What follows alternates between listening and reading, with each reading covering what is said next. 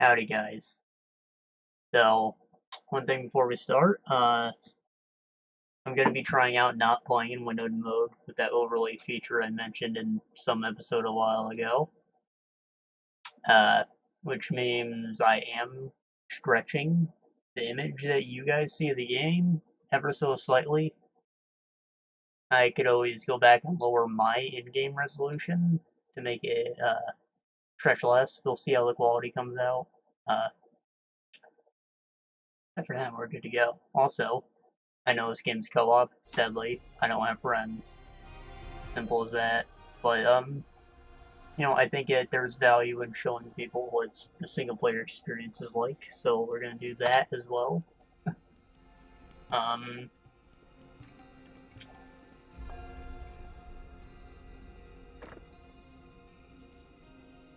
Third game, friends.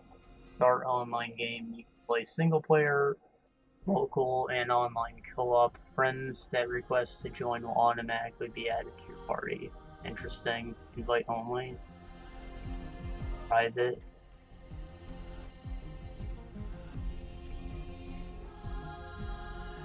Interesting.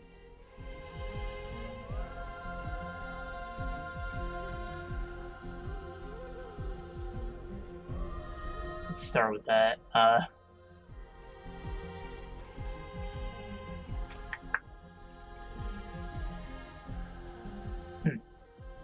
If they're gonna give me a menu before I start, or never mind, this is probably like where the continue screen would have been if it wasn't a new game. I was gonna say, why didn't ask for my difficulty?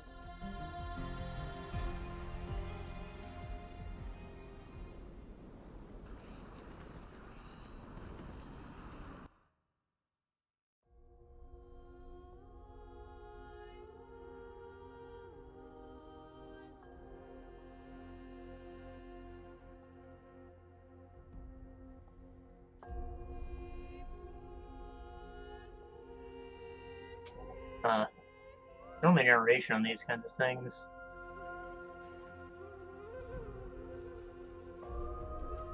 The balance.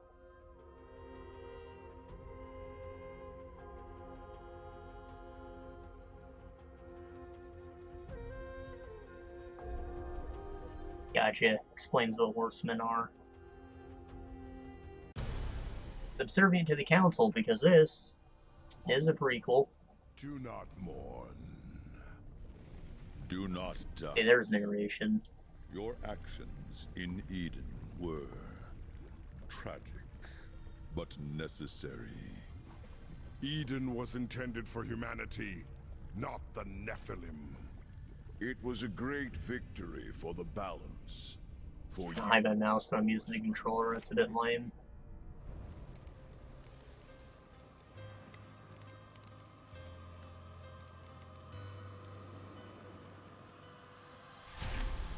Where are death and fury? It matters not. Your purpose lies elsewhere. Lucifer, Lord of all hells, yet plots humanity's downfall. Weak though they may seem, these fledgling creatures are integral to the balance. We believe the demon Samael, Lord of Blackstone Keep, conspires with Lucifer. Seek out Samael. Unravel this plot. Serve the balance. Show them the price of defying the Council.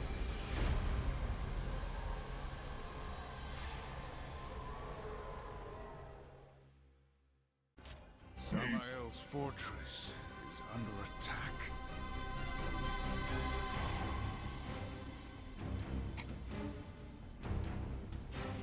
Weird gold to set for a prequel, because, we all know nothing's gonna happen to Samael, except maybe he goes to jail.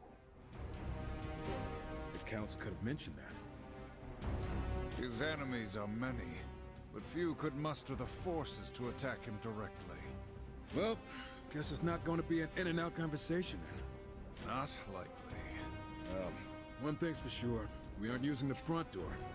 Let's get closer and see what we find.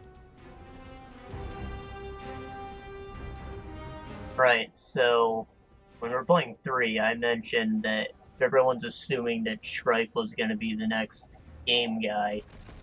There's going to be a pretty big shift in gameplay, because he's a gun guy. And, you know, Darksiders isn't a shooting game.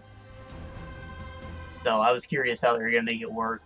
I thought they could either go for a stealth thing, or a top-down shmup like this. And with this, but still retain the old Zelda action-y identity that they had going. Good on them, but I also think it was pretty genius of them to market it as a side game. So people who wouldn't buy this kind of thing aren't going to think that they're missing out or whatever. Oh wow, it actually lets me fall off that edge. I almost did. By the way, first time watching, I like to explore. Not saying I'm gonna 100% it, but I'm damn well gonna try. The front walls still hold. Samael's forces will be drawn there, weakening his defenses elsewhere. Wait. Are you suggesting we sneak in? Good call. But that doesn't sound like it. It's strategic. Sprint hell. Right. There we go. Dismount. So Strike does actually have a melee attack, but it's to my understanding that you're supposed to switch to War for melee because he's just a lot better at it. Because War also has a crappy ranged attack, and the reason that they gave him both is because of the split screen co-op. You want everyone to have an option. But it'd be optimal for Stripe to stay at a distance.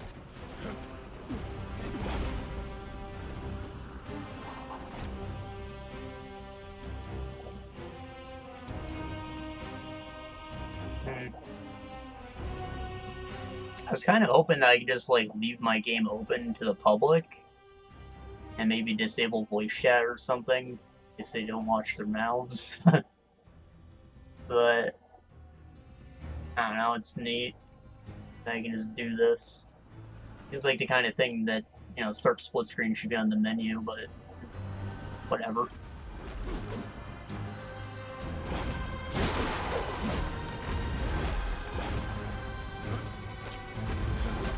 I don't know what I'm picking up, but I assume it'll be important.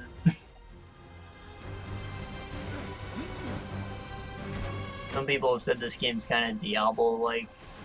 I honestly don't see it. It's not really that looty of a game. But I'm assuming that these are like crafting materials or ammo.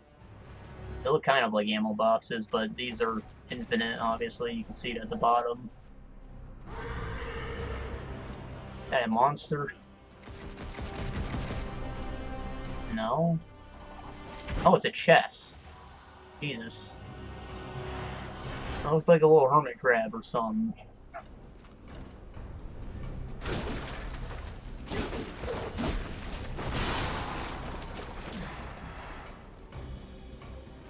Let's see. Wing clip. Neat. Guess that's an avoidance attack. Dash. Ghost hook grab.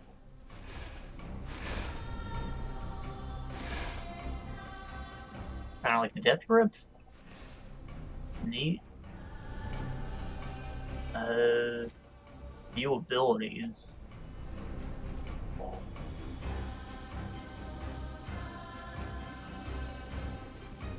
I guess A is how you switch oh, it tells me right there.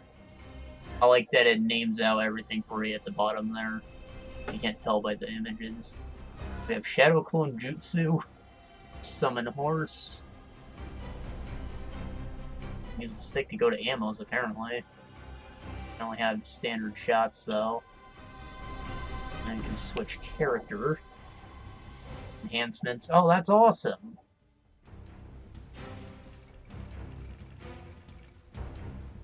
I thought it'd be pretty dope if you can just switch these on the fly in the first game. Yeah, he's got the blade geyser, best move.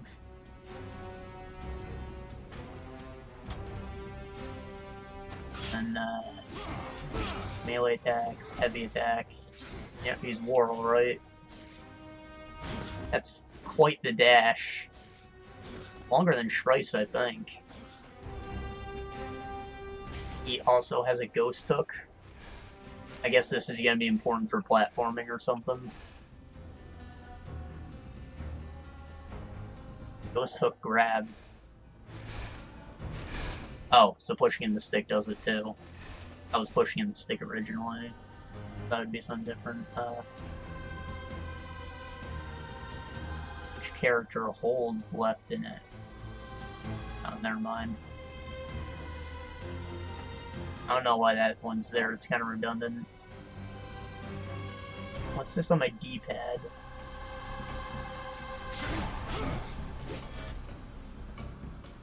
Maybe that's what the Ghost Hook is. Maybe the tool items are used on both characters like that. So then the trigger R and the sticker R would probably control it.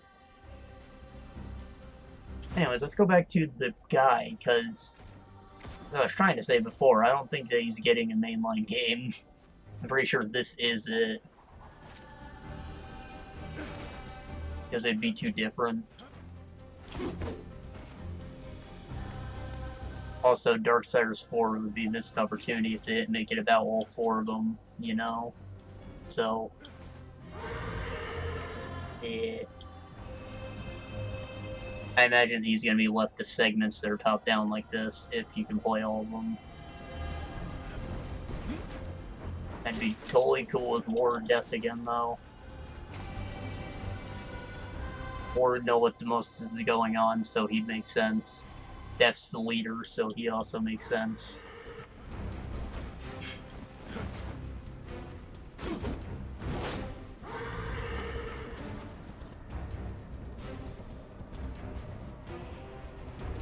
I don't know why I went this way. I was kind of exploring a side path and I just stopped. I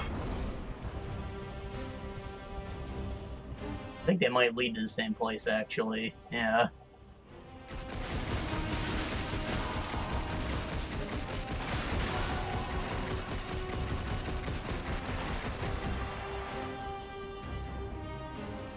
So you might be wondering why I'm smashing everything. I did watch a single review to validate this is worth my time, which I was probably going to play regardless, to be honest, but the guy did say that there would be, like, collectibles hidden in these boxes and stuff, so it's worth it to just smash everything.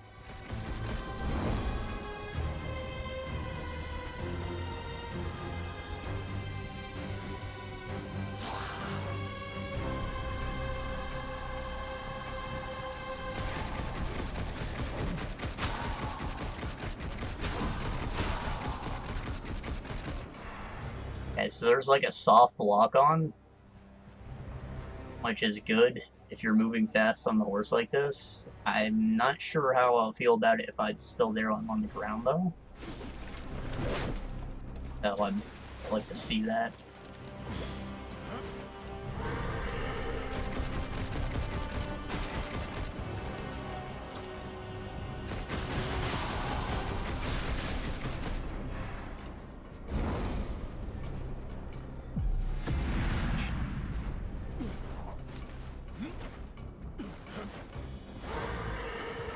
So crazy to me to let you fall off the edge. It makes sense, but I think that most games just won't let you do that anymore. Alright, did investigate the soft lock on. Did I pick up a power-up? Or did I maybe get a buff for dismounting?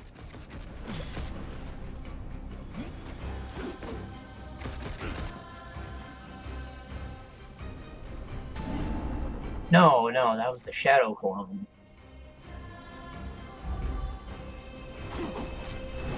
I must have accidentally summoned it when I dismounted.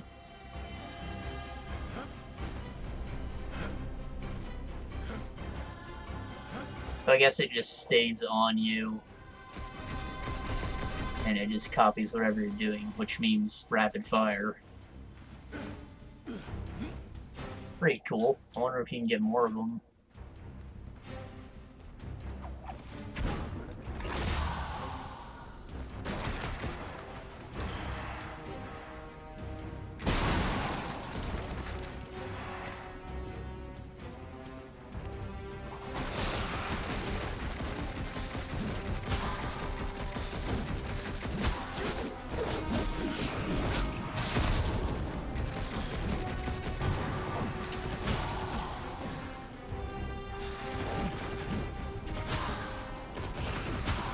I missed having kill moves.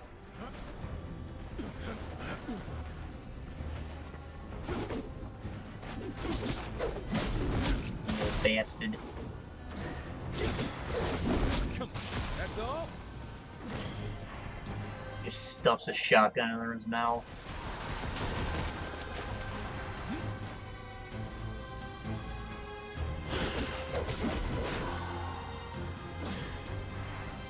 Just give him the Spartan kick.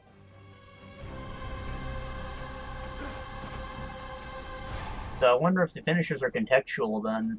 If I kill a guy against the wall, he'll slam him. Or it seems more like war style.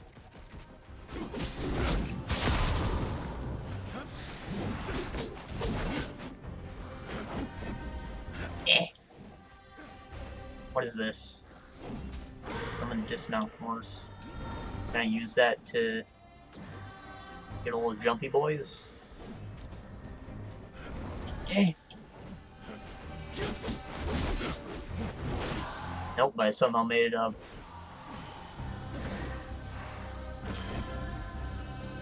What is this? Mysterious object. Drop from a falling enemy. It pulses with energy. I guess that means I can't use it at the moment.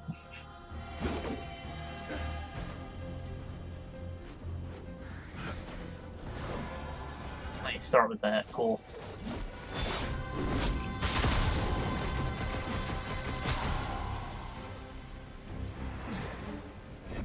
I think I may have accidentally gone the right way. It's running into tutorial prompts. Also, there's this. I guess that's how it was intended to get up there. Good thing we have a horse from the beginning, though, which is dope. Let me just sprint real quick, and the bridge is right here, so I guess I just took the roundabout way. But there were boatman coins over here, so it's good I went back. Our mysterious object. How mysterious. It levels up.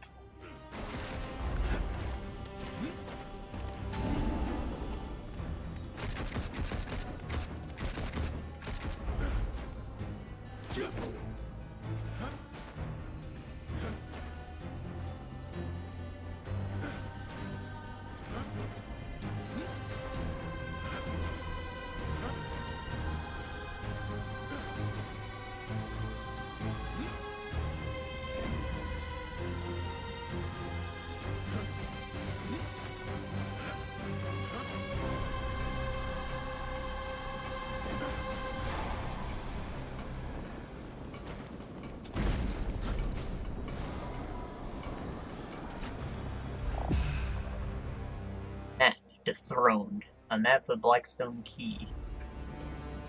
I don't know why I extended the E so much. All stones, wrapped stones, abyssal armor. What the hell? Currencies. Trickster keys. Trickster doors in each chapter. They can be found hidden throughout the environment, like in Darksiders 2? Question mark.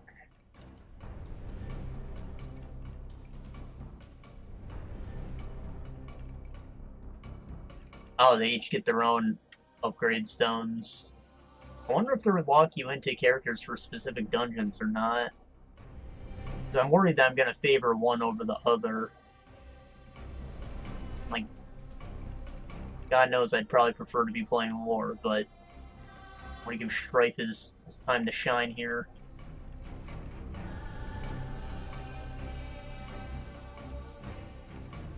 potion upgrades?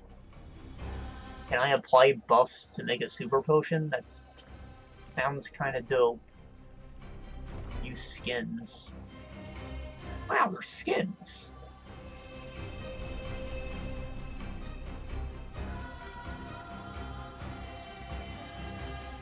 View move lists? Why? There's Edge. Basic combo stuff. Thought of every simple possibility. It's lovely.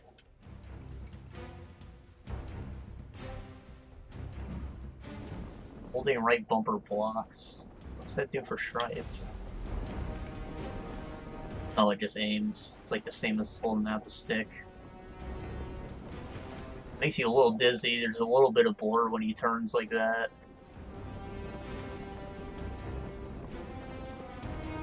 I'm gonna say it's in a good way, though.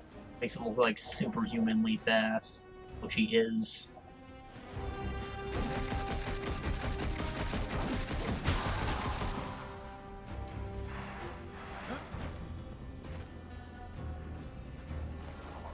Also, the camera tries to stay a little bit behind him, or it looks where he's looking. So the camera ends up doing a bit of a swirly, too.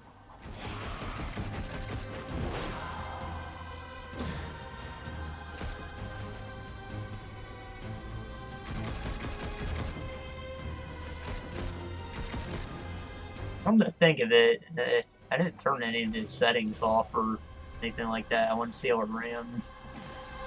I'm not normally a fan of motion blur, so maybe I can turn that off and make myself almost dizzy boys.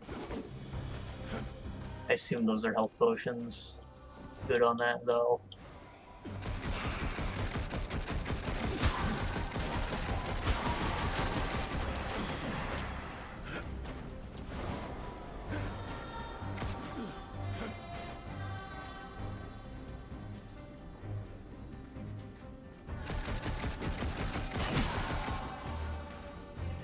Look at that lava. It's like parallaxing on itself.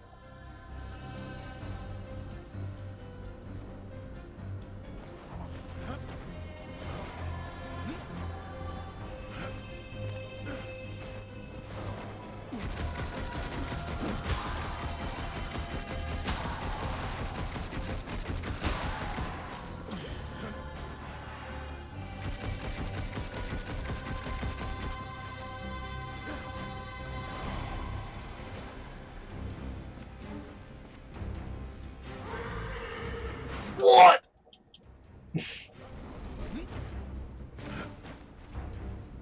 Surprised there was even a collider on that rock.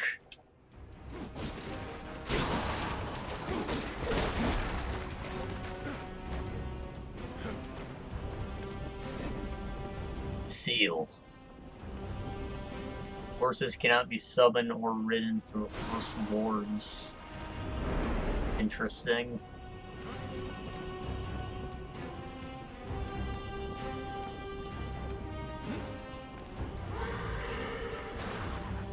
I just wanted to see what happens when the horse goes to. Oh.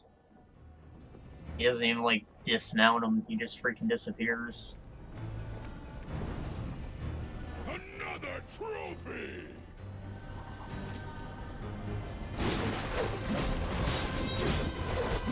I don't know if that was a distortion effect from the ward or if he was actually animating at like 2 FPS there. The game clearly wasn't lagging, but I don't know what was happening. It was kind of like Into the Spider-Verse choppy, like there was no in-betweens. Maybe it was a stylistic choice. Earth Splitter. Hold Y to charge up and release a wave of energy forward, cutting through the ground and any enemies in its path. Higher charge levels will travel further and deal increased damage. Passive has a chance on any Chaos Eater attack to deal damage and knock an enemy down. Attack power is permanently increased for each enhancement acquired.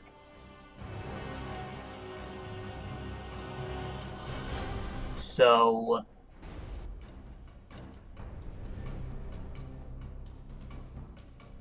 yeah. I got a thing for war, be like, hey, you can switch to war. thought that was the actual selection screen. It's not. It's a tutorial. New ammo types and damages over the course of the mission. Each one can greatly affect your capabilities in battle and give them the upper hand. Stricken will build up the wrath meters during combat by collecting wrath souls. Horseman has their own unique set of wrath abilities and can deal damage and provide crowd control. Perform wrath abilities when wrath meter is filled. Simple stuff. Well, it gave me an ability, so I assume it wants me to play war now. Alright, some action already. A simple warm-up. And then, it was this. I don't know if it auto-equipped or not. Apparently for every enchantment I get a damage boost, so I guess all of them are going to make them more powerful. Which side are these demons on? Instead of, say, the organic weapon leveling in the first All game. look the same. It's a way to do it. Sorry, that was insensitive.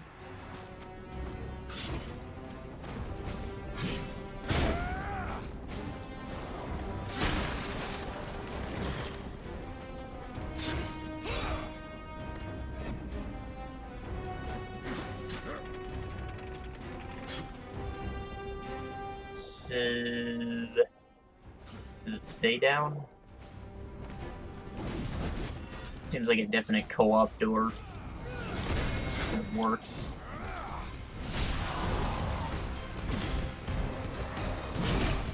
Try out that Earth Splitter. That was cool. Kind of like my favorite move, the Grand Slam or whatever the fuck. It doesn't set dudes on fire.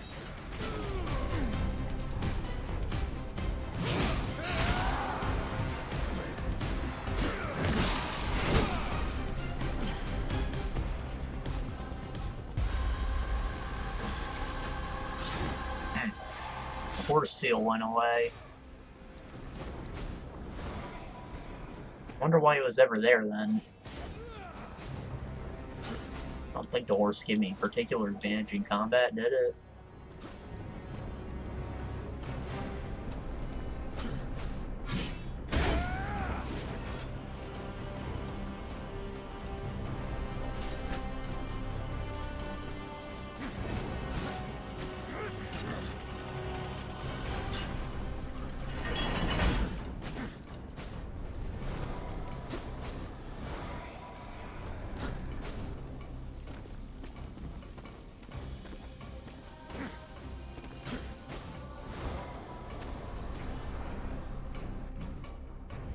Un momento. Alright.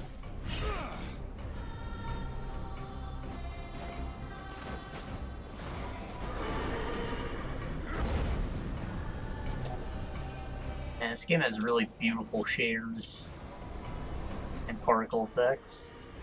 Also, I've been to this area. This is that side path from the beginning of the level. I guess I didn't notice this, or I couldn't open it before.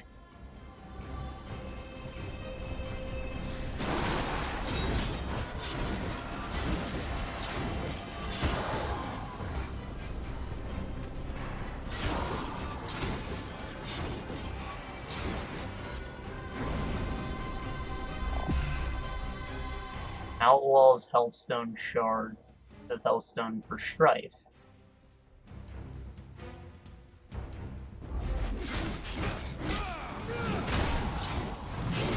So they literally have their own health stones. You don't just give them to whoever picks it up or anything. There could have been like an interesting co-op dynamic there.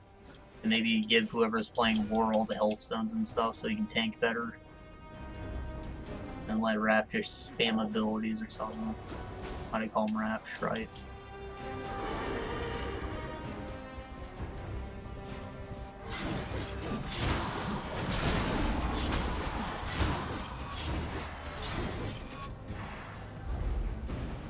Thought that bush there was an enemy. It was not.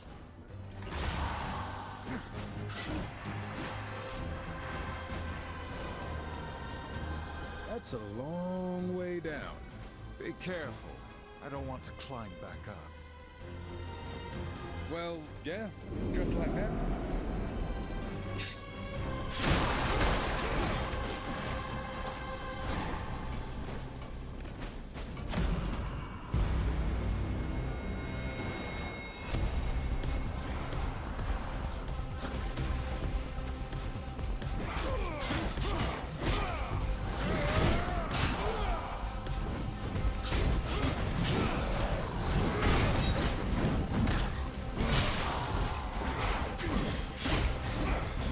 Hold on.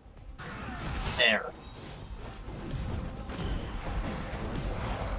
We fight on!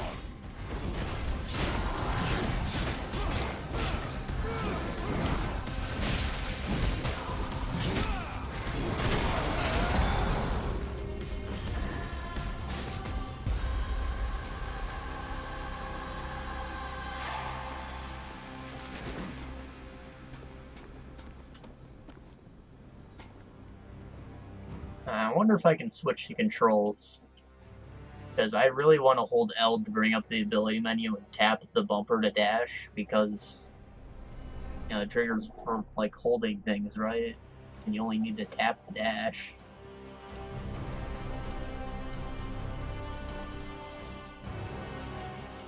I can.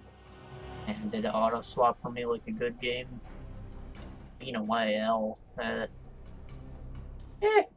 Maybe.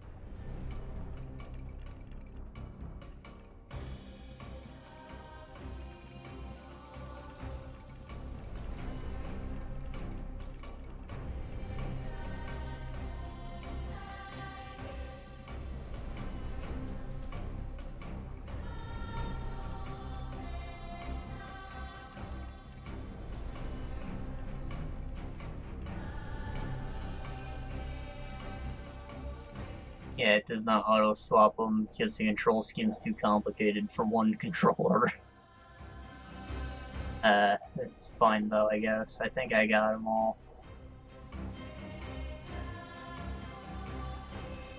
So, I don't know if Lean Away is actually going to work on the left trigger anymore, so I should probably go ahead and change that too.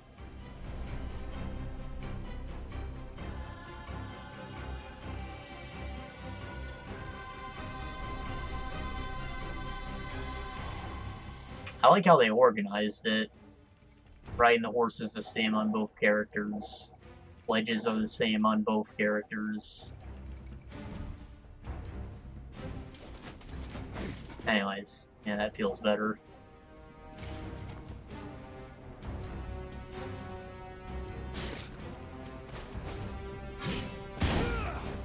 Part of me wants to put the dash on the right bumper, but this is serviceable.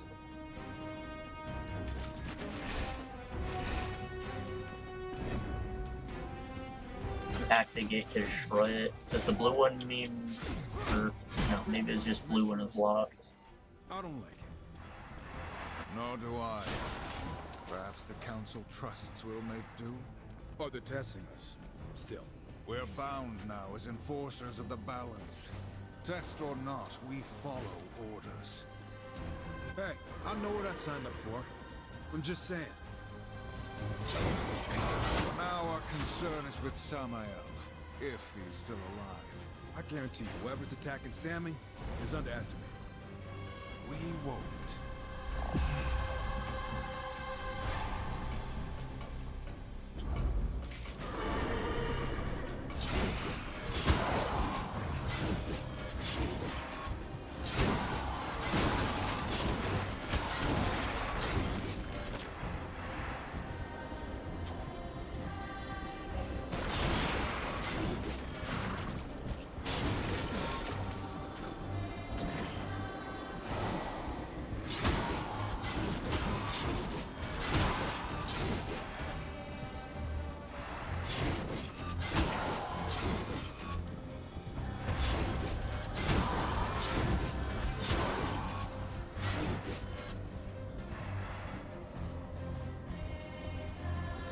Broke the Sidge. Be a rat core or something up there. Like, get it! Except I'm not used to the controls I change because I'm a doink.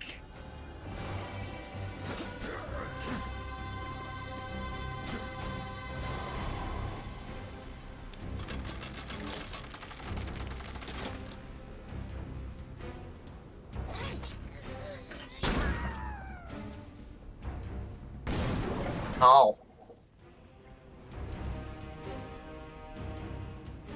I didn't think he was the ammo.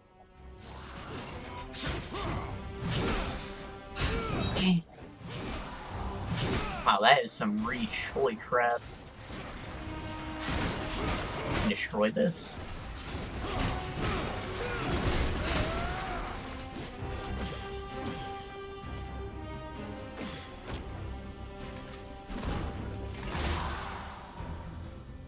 Big money.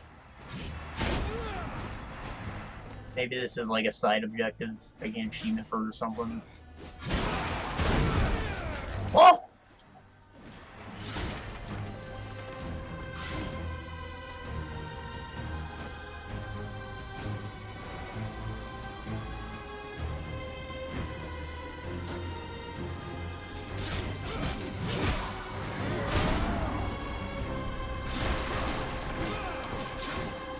Los Botas.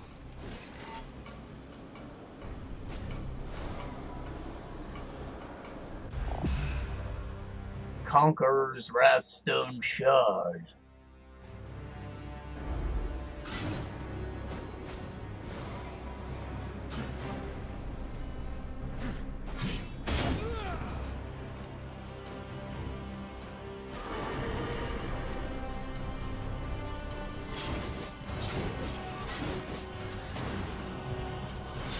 You bastards.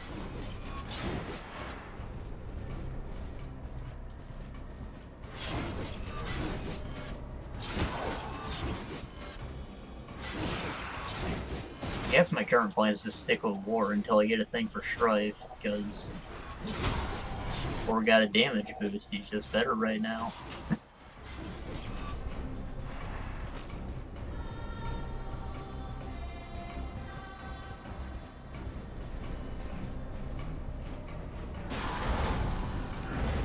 Ah, boy.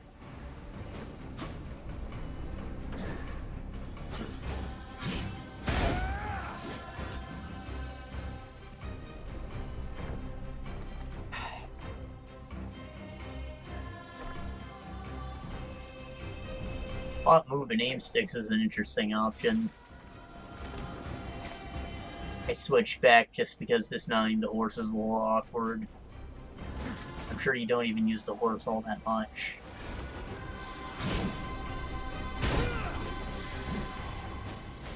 I'll have to get used to one or the other.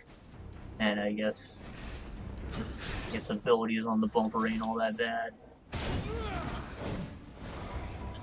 Doesn't seem like he's making it. Might have to do a bit of a glide at the end. Might anybody can get jammed. Come here, you bastard.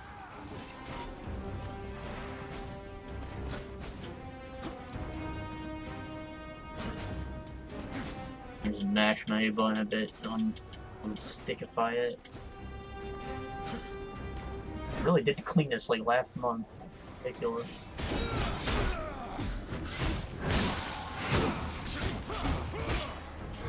You made a mistake.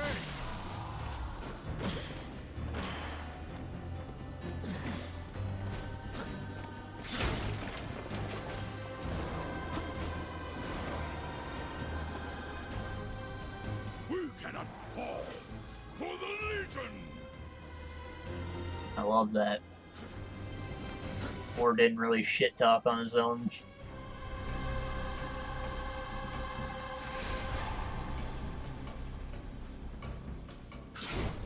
But he's just a definition of metal. I want him to talk more.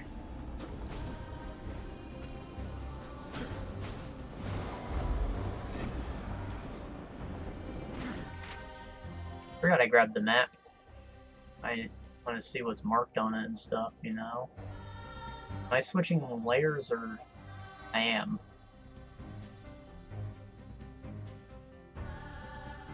All the collectibles are marked by the looks of it. What the hell is this? Oh, the co-op stone. Boatman coins over here. Big chest boy.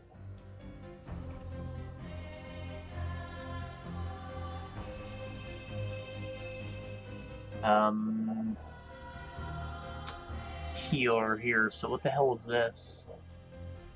Trickster door. And this? A gear chest. I guess that means like an actual item. I haven't actually gotten there. Voidwell is not the outpost. I thought that it was like the lower level, but I guess it's another part of the area. Guess we're in the overworld. Grab it. Jeez. What'd that even do? I can't tell.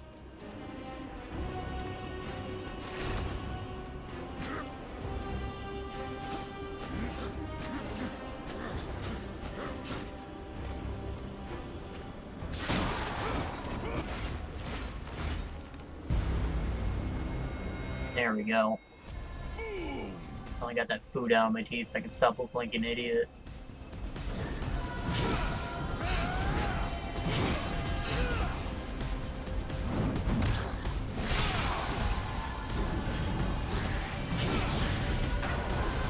Yummy. Forgot that it does that.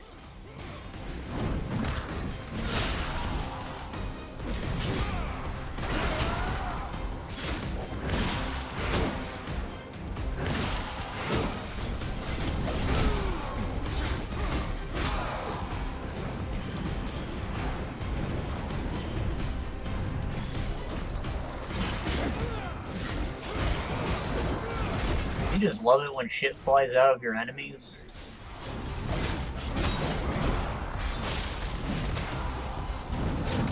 Maybe that's what they mean by Diablo-esque.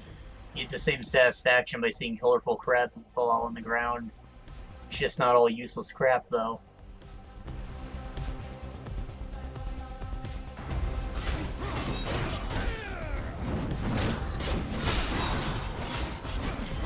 You are just.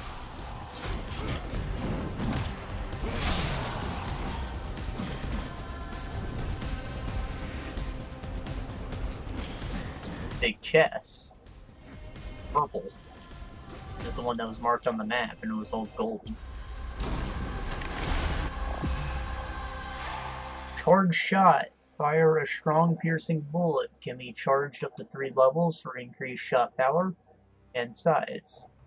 Hot Streak. Fires fully charged shots instantly. Passive. Attack power and personally increased for each ammo, just like War.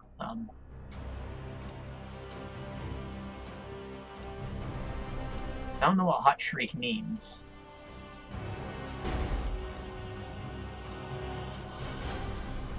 Flip it. Fire it.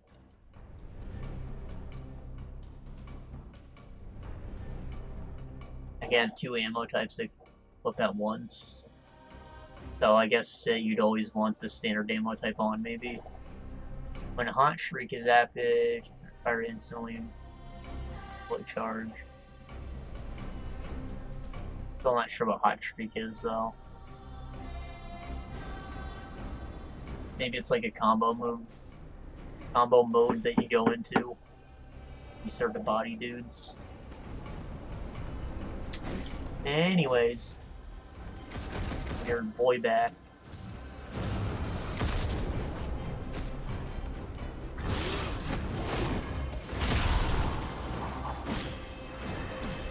This one actually uses ammo. There we go. Hot Shriek must be that at the bottom. It is in fact a combo meter.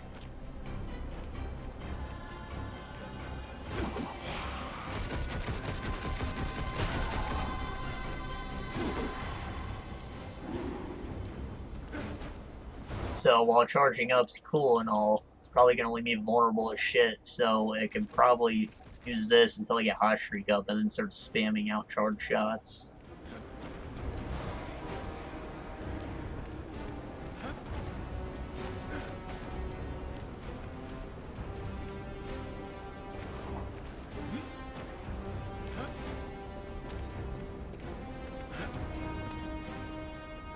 this an elevator? Oh.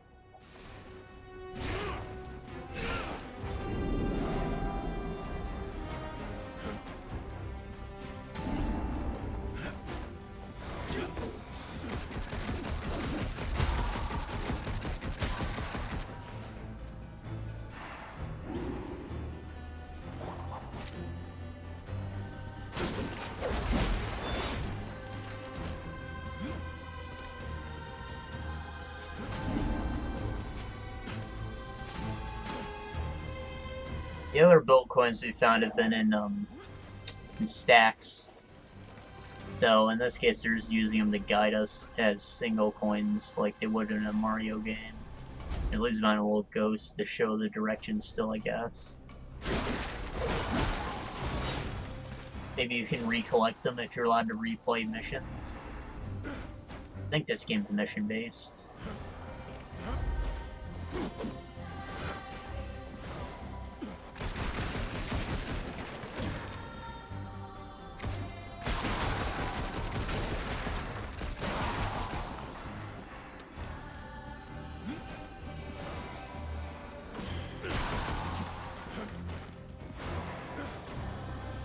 Or at least world-based. You're going to a lot of different places. You can't make it open world. That'd be crazy.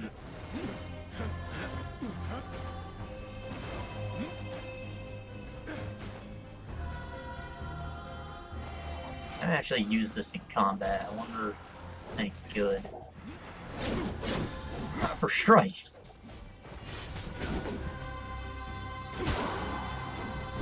I love it.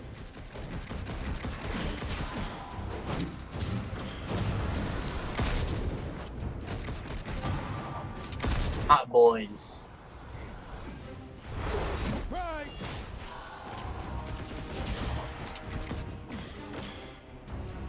Oh, that explains that. I didn't even activate the Shadow Clone before. I just happened to go into Hot Streak without knowing what the hell it was. Samael certainly knows how to make an impression. How much you think those big old lava towers cost? I'd like to get some for my place. Why not ask the Lord of Blackstone?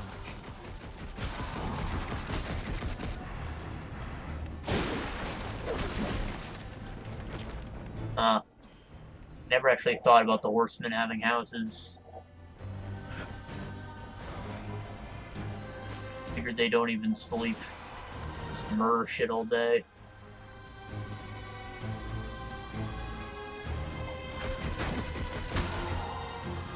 And they're Nephilim. Why do they have to poop?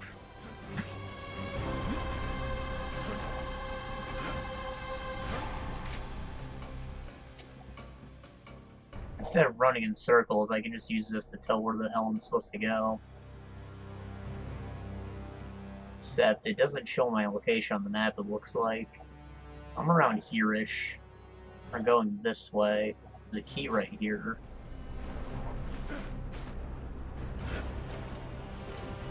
And I guess this takes me over to that, which is either a good or a bad thing. What's the map key say?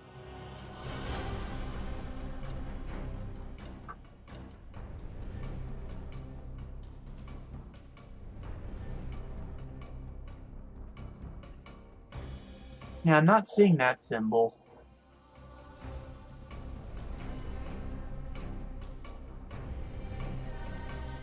Must be a boss. So, I guess I should go to left first then. Also a little area to the side there I missed.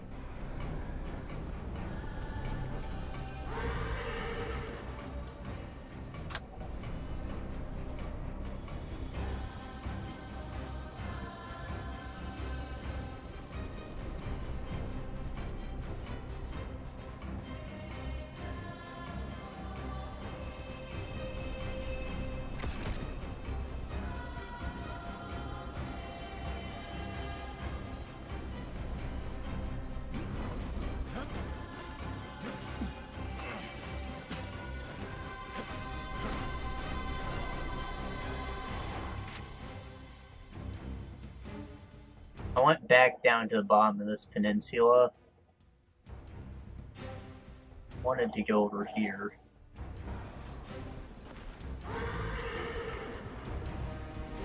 It doesn't look like there's anything there, though. Unless it means this. Let's try. I can't control the camera like that, so it's not exactly oriented the same as the map. I think it meant this.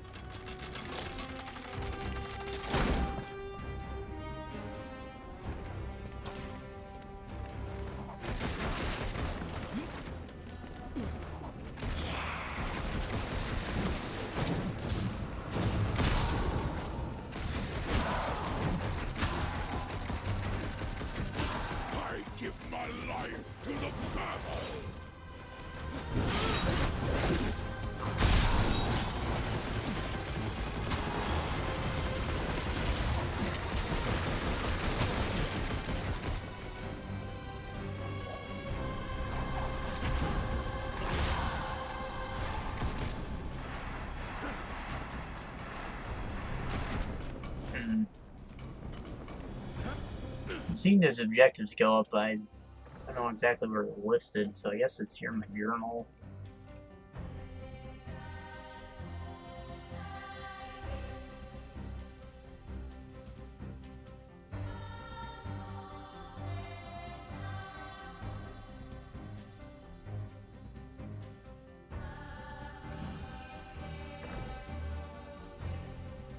Try all the ballistas. Oh, I get rewards for these. I can claim them.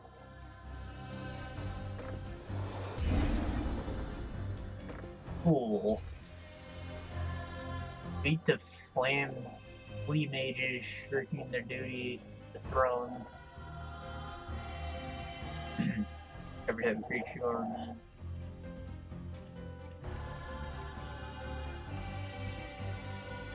Rife golden armor.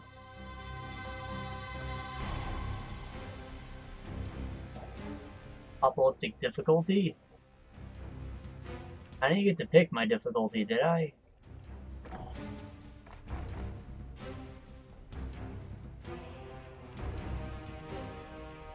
Maybe it wasn't offered yet because I'm still in tutorial land?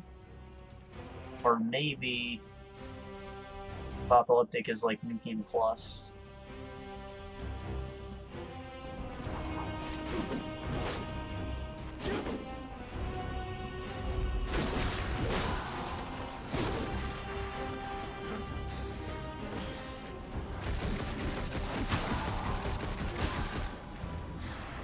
Or maybe I get to pick difficulty by mission, so I'd have to replay this one on hard mode.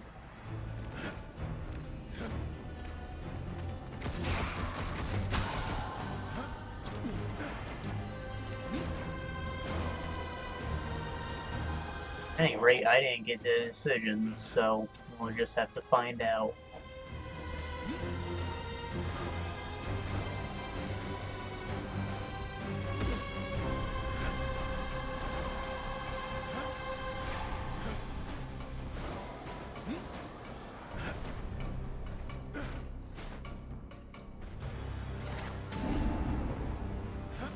Boat guy coin.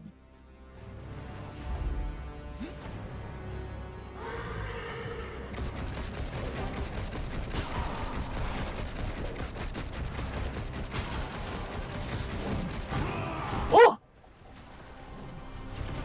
He was throwing shit at me. Bastards.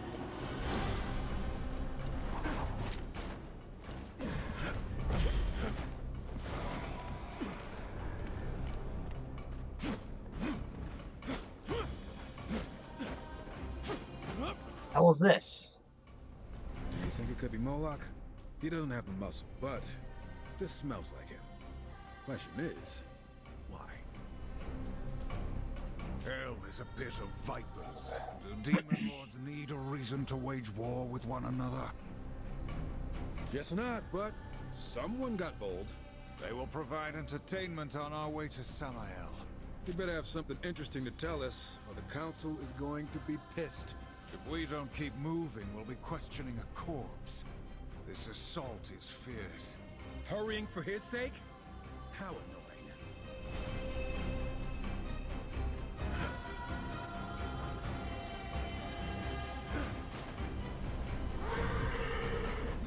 That chest? It is. Fancy one. Nah, it's just full of cat.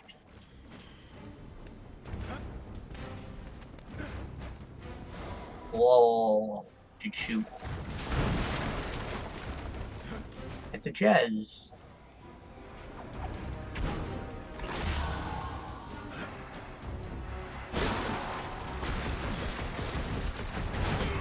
Whoa. Oof. Can I dash while charging? Or... Destroy it all. Oh boy. Tell you what. I'm gonna let Brother Worse step in here. I know I could use the health potion.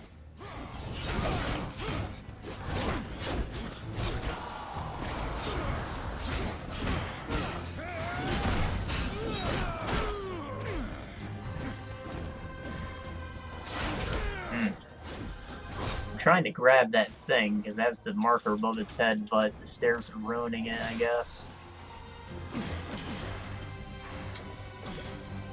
All too common. Stairs always mess everything up for whatever reason.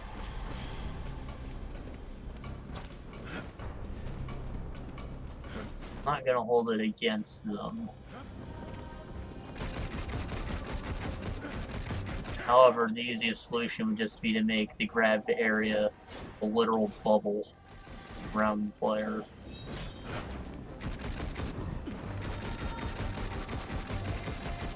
So they would work on stairs.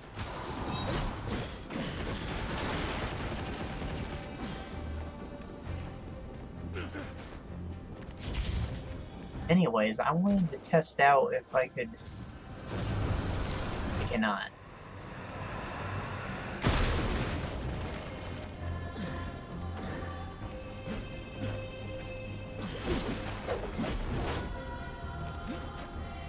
So charging up a shot leaves you extremely vulnerable, because you start walking even.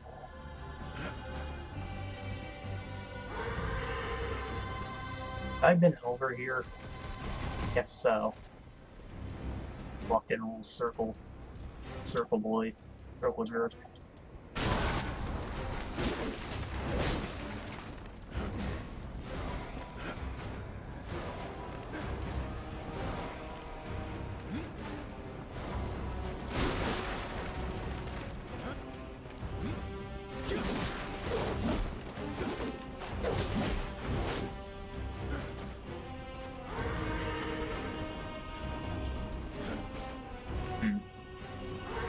I think movement would feel a lot more fluid if I was able to just jump off the horse. But A button does nothing.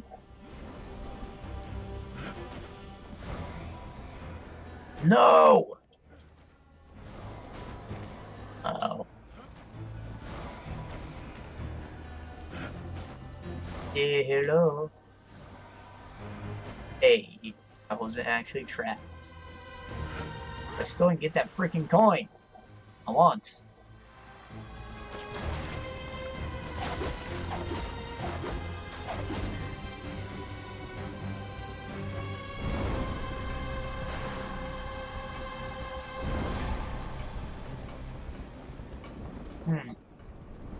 You know, I think I like the little sprint meter a little better than the carrot system.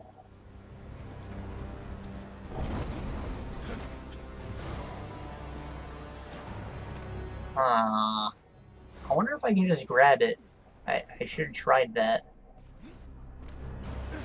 Like with the grippy boy.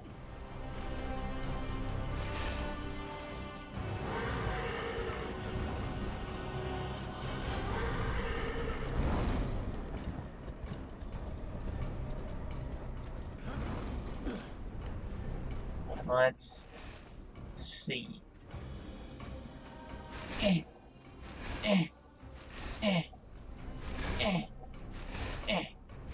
Yeah, it doesn't look like it's doing anything.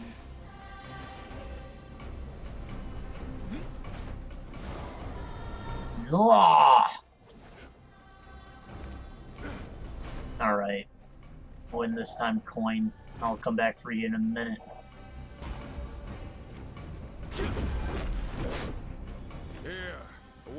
onto the outer wall. Or climbing. Ever consider wearing some lighter gear? Never. Ah, so this was the right way to go. I can turn around, I guess. I guess.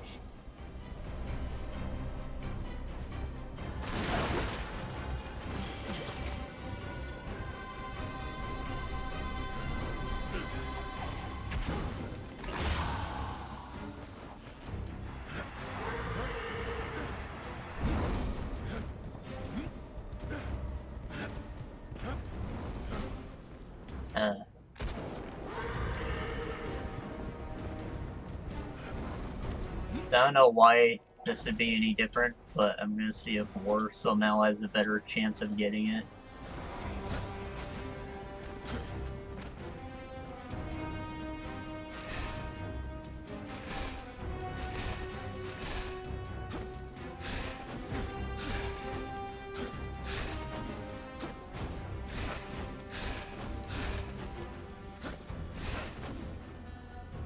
I 100% did touch it with the hands, so it definitely cannot grab it.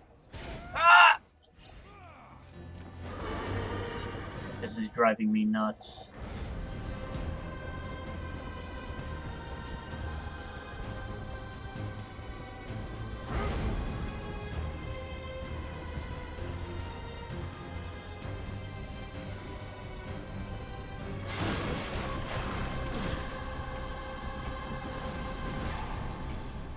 No, no, no, no. Oh, no.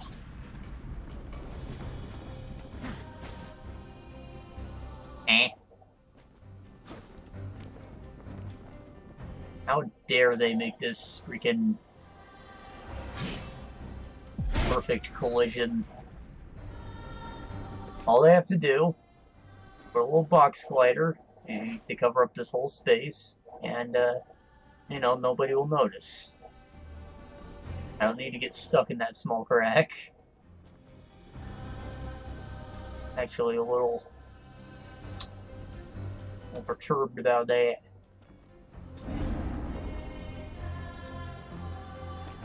Alright, treasure key got... I think I missed something right here. Horsey symbol, a conversation. Also, I missed quite a few bolt coins, not just the one. No! I hate. Oh, hey, guy. Dumb bitch.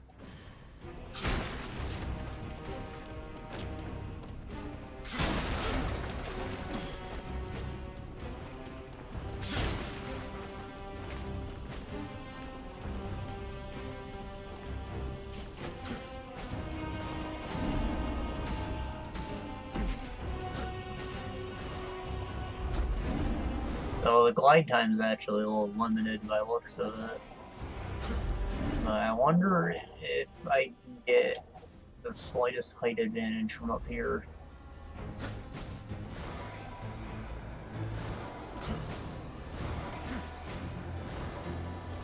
Okay, maybe there's a ledge or something to grab.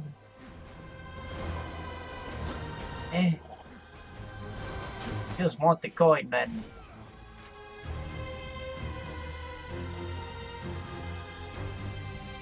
There's a conversation somewhere up on this ridge. Maybe it's related to the coin. Maybe you'll tell me to come back later. Set my mind at ease.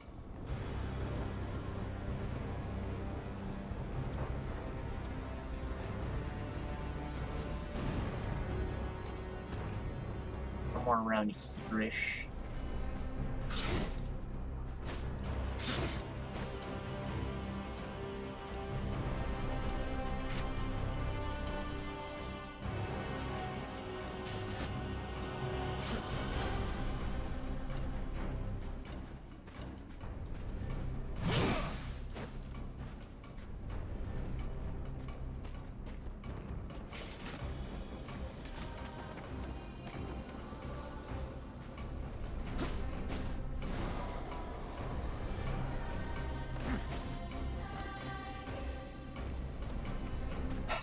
I don't know what the deal with this conversation thing is. Unless it already happened. Is that possible?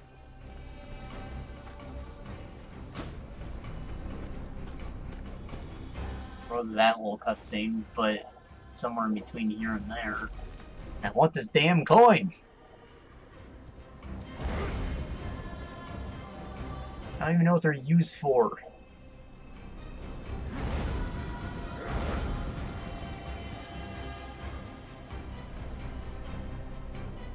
Interesting.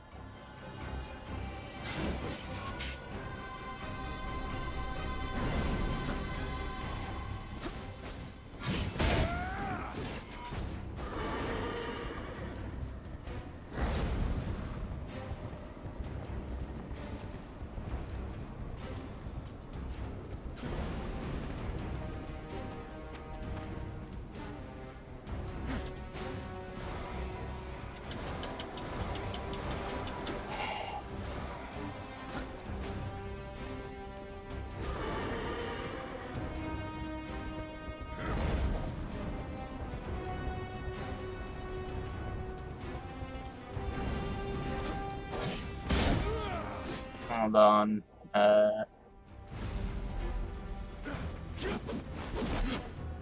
Right, so his attacks kind of keep him in the air. I might be able to use them to fall slower, if that makes sense.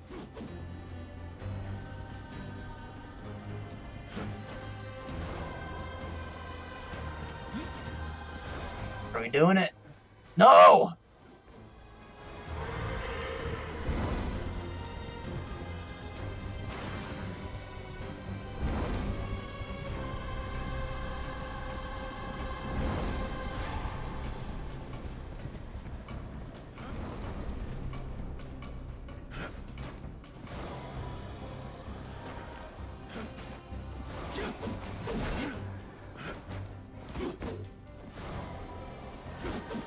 Come on. I just want the coin. Why can I not jump high enough for coin?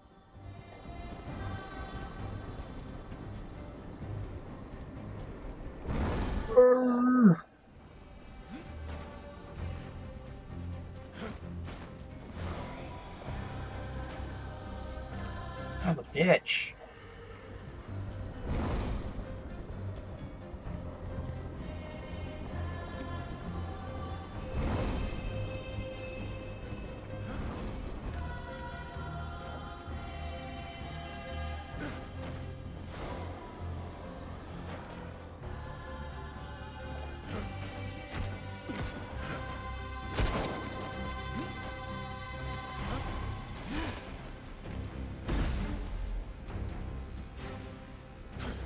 Or his big ass almost fell off.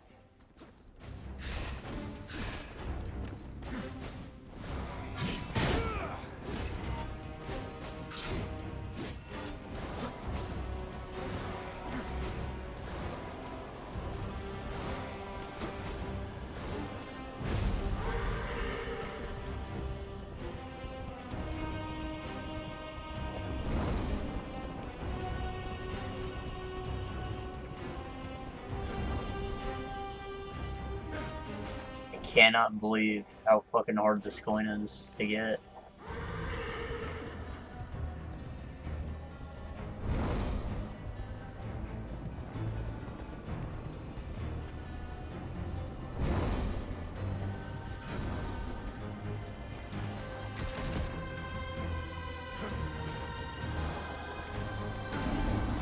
Are you kidding me? Just like that? I don't even have to land on the thing. It's just gonna work after all of that. Okay. Not gonna say I'm not pissed. Actually, while I'm at it, why don't I see if VSync is on?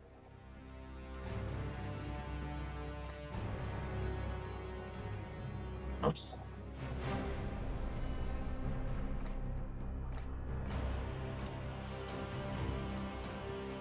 I guess it would be. No, it is. Okay. Sometimes physics become unpredictable when VSync isn't enabled. Because VSync locks the FPS to your screen's refresh rate, which will mean it'll usually be 120, 60, 30, whichever, and keep things all consistent. But when it's off and the FPS is variable, physics will happen at different time steps, and it can cause something like a jump to go a little higher or a little lower than intended.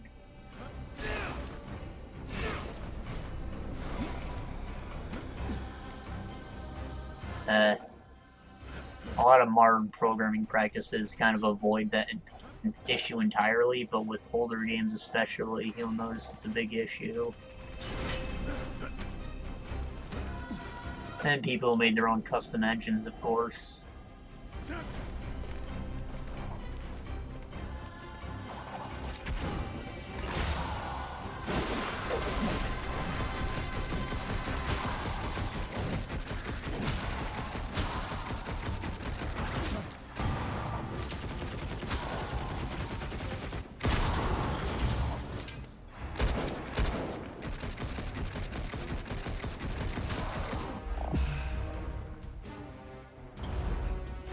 Mysterious object, the blue man.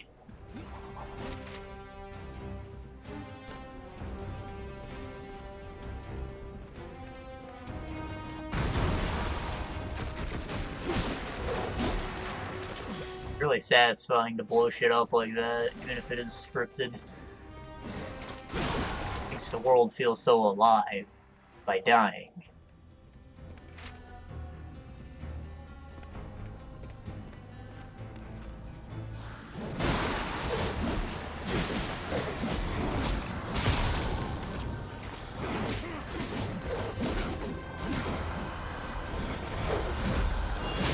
I should really find out what the hell this does. Ah, it just summons a guy's shoe and distract. Yeah, that works.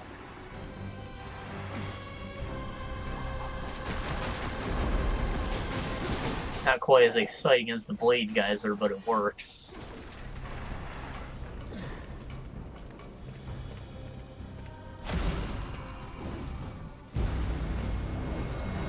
Yeah, you see, they're definitely animating super slow during the cutscenes. Maybe it's because the camera just got close and the rogue is animating at that speed. Holy shit, he just threw his whole axe. His whole great axe.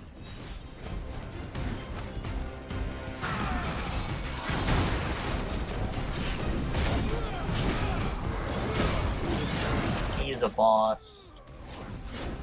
That makes sense. Tell you what, we'll let other guy handle this. By other guy, of course, mean Shadow Clone Jutsu. I think that he's slightly contributing to my hot streak.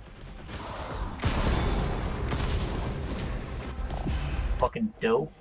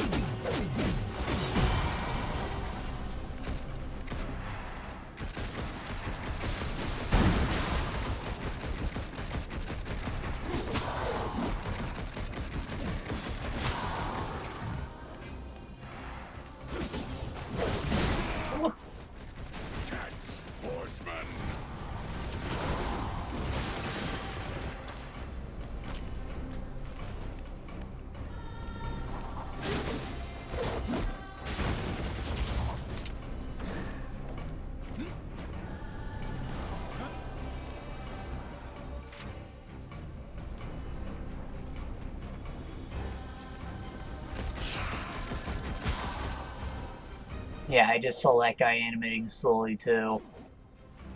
I think it's probably a stylistic thing. They all do, and you just don't notice from this distance.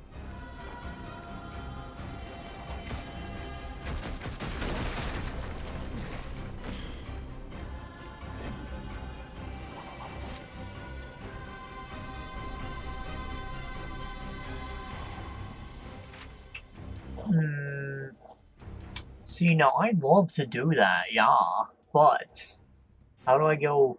How do I get down here? The Void Well, Trickster's Hollow.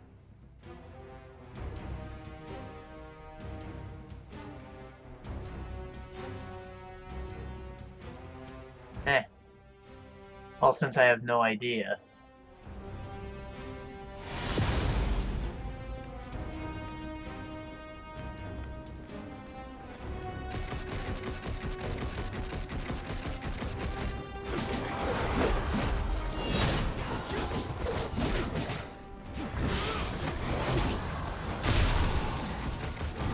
Wow. Double orb. Maybe you have a higher chance of getting them when you execute guys?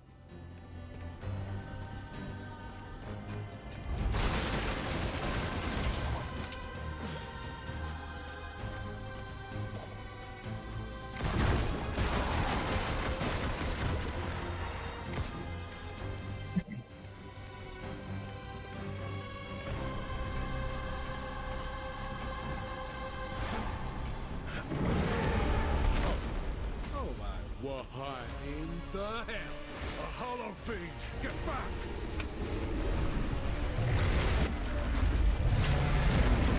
Damn, this guy is big. Who could command such a thing? Not Moloch, that's for sure.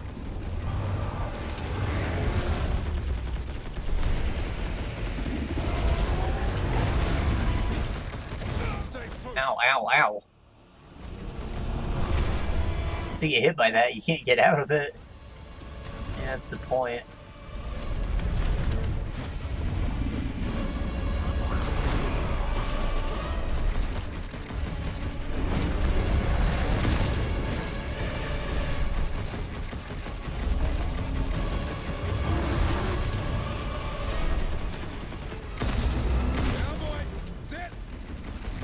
I see. Casting the special charge shot consumes a big chunk of the hot streak to keep you from spamming it. Like you can get 3 or 4 off at most. I wonder if there's a way to increase the hot streak meter though. Will not be slowed by this simple creature.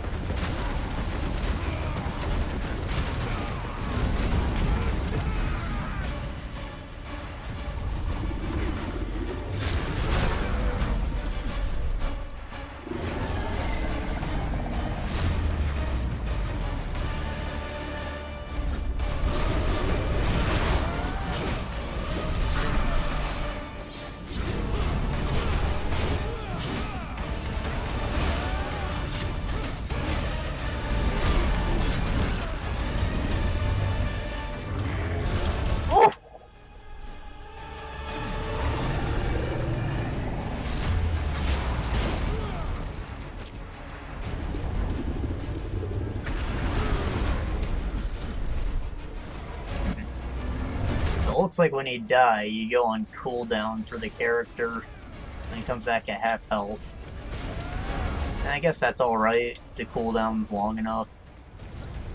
Considering how fast I lose health, I guess it is plenty long.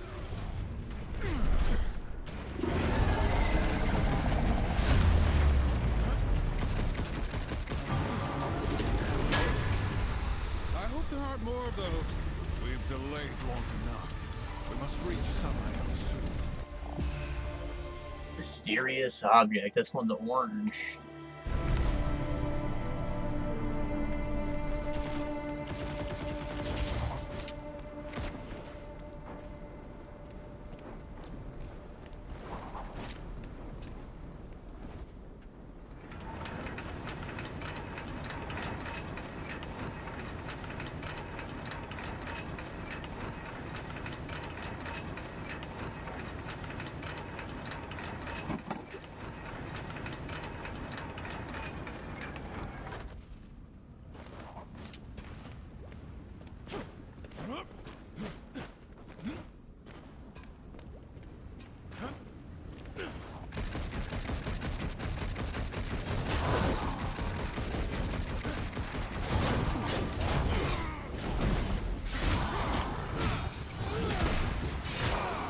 Funny how I switched to war so we can eat these health orbs, but then I got hit.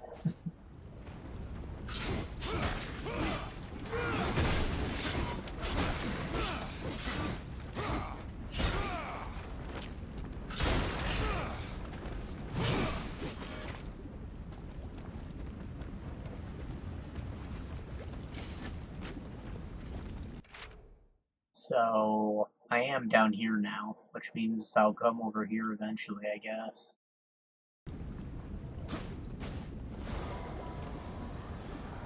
Samael have anything to do with the trickster? Maybe.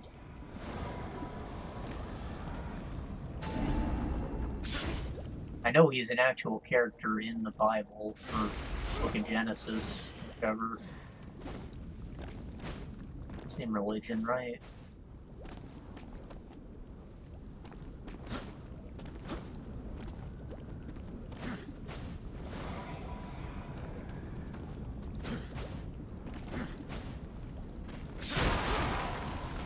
I want to say he was the previous king of hell before Satan took over.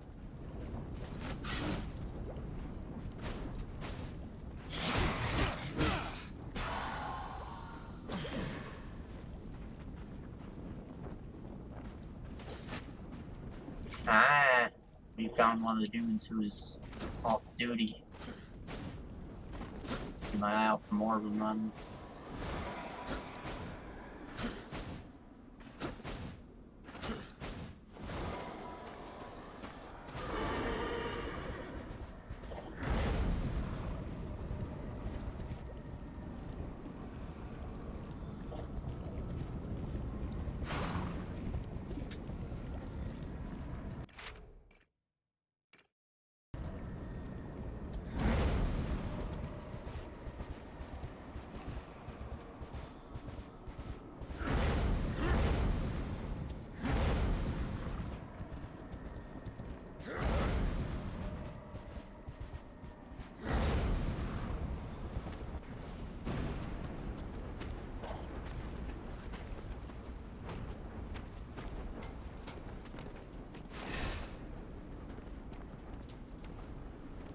A door that pretentious can only lead to our boy Samael.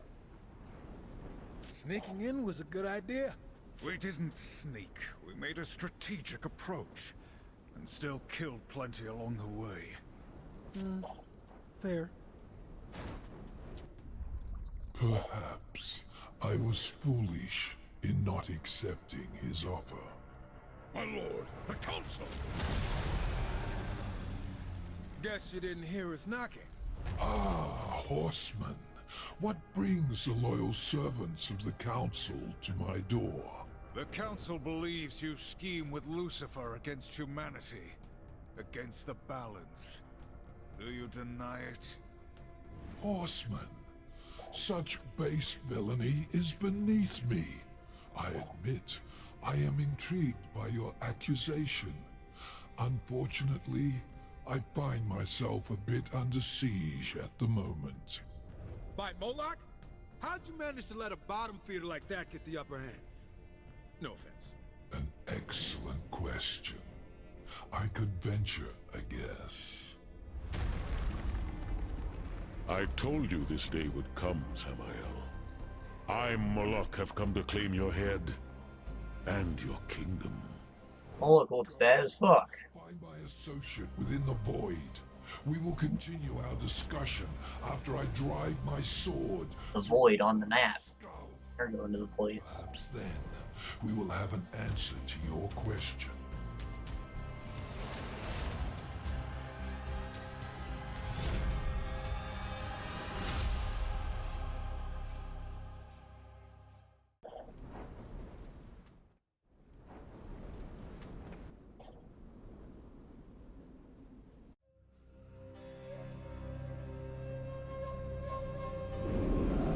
Some people think that those kinds of cutscenes are like lazy. In a sense, they are. They're definitely budget, but you can't deny that they put effort into all the artwork. I think that they look good, and I think that bigger budget games still using them makes it more acceptable when indies do it. So it's kind of a good thing in that respect. It's helping to blur the quality lines between the two.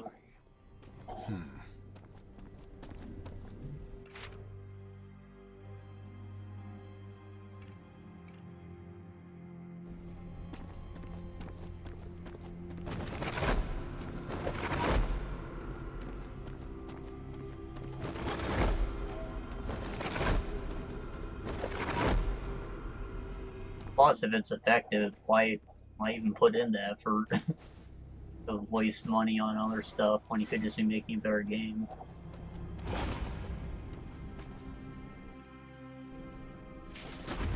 I don't know why I keep interacting with those. We're doing some single boys. I guess I could potentially bring my brother on, but one, I don't trust him to not watch his mouth. Two, we don't necessarily get along all the time. And three, he doesn't really care for Darksiders. He played most of the first game, enough for him to want to finish it, but he just kind of stopped. He thinks that, like, button mashy combat is boring, something like that. But, you know, it's only button mashy because he chooses to mash buttons and not do combos or anything.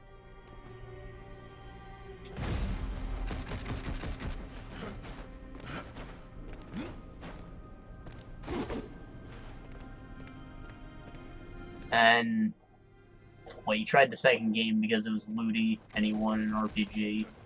I was like, if you didn't like the first game, you're not going to like this one any better.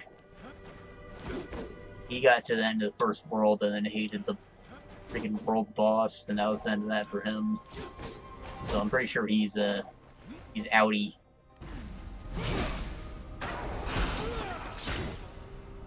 Not to say that he wouldn't enjoy playing it with someone, because multiplayer always makes things funner. It just does. Can't tell if this wall's getting more damage or not. I feel like it did it ever so slightly.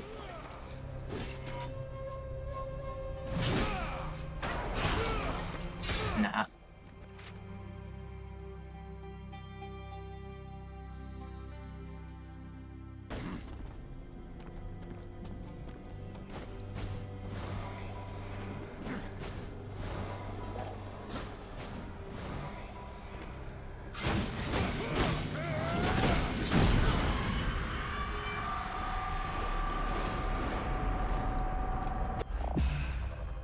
The Vorpal Blade can be charged and thrown at multiple targets, including enemies, walls, switches, and objects in the environment, such as torches and bomb growth. Longer charge times will cause Vorpal Blade to hit targets multiple times. Hitting a flame will transfer the flame to subsequent targets. So it's our spinny thing in the first game. Makes you wonder why War threw it out, but okay. Each horseman can discover and utilize special gear items. They can be used to solve puzzles, new areas, provide additional benefits in combat. Open new arenas and provide additional benefits in combat. Gear Strife. Use Gear War. They both work on War, though. It's lying. It's lying!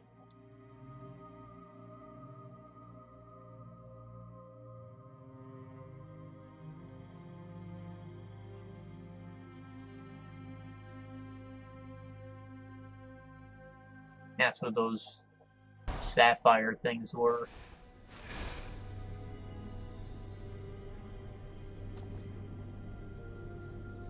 That's a bit annoying. You can't switch while you're aiming, or I guess you can. I don't know why I wasn't doing it before. Wow, that's wee.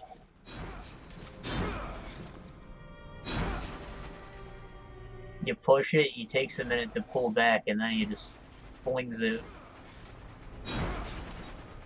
It's like a slow fling. Something about the animation shows a lot of power, though. I like it.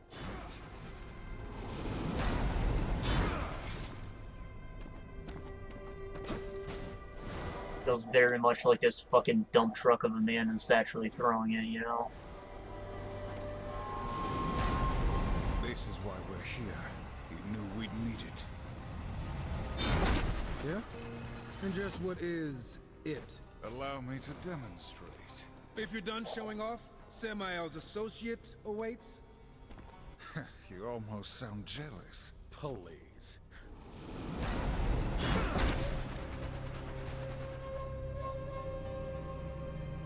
What happened?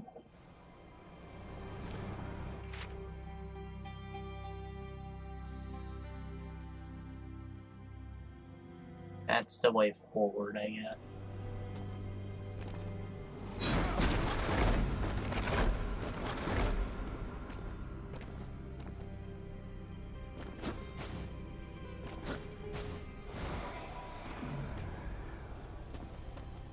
Does this exist?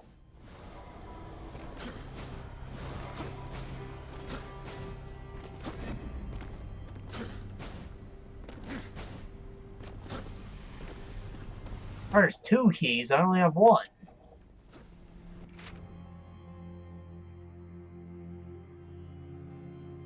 Bastards. What the hell is this? Green flame. Oh, it must be a life stone. The symbol's not quite the same as it is up here.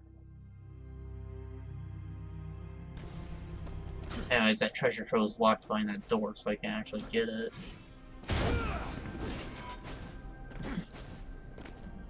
Maybe you can spend Bowman coins on more keys or something.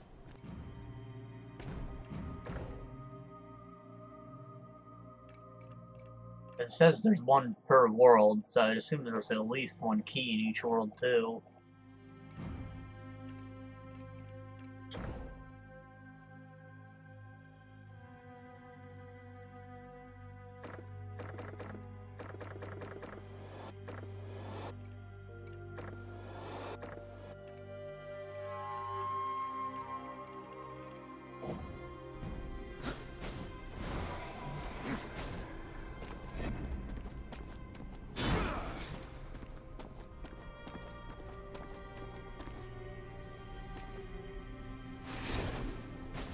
Oh, how nice of them.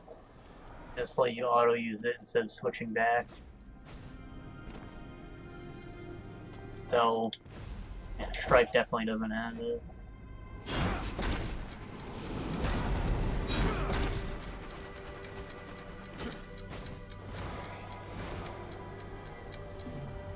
That's cool. They combined the switches to make a timer.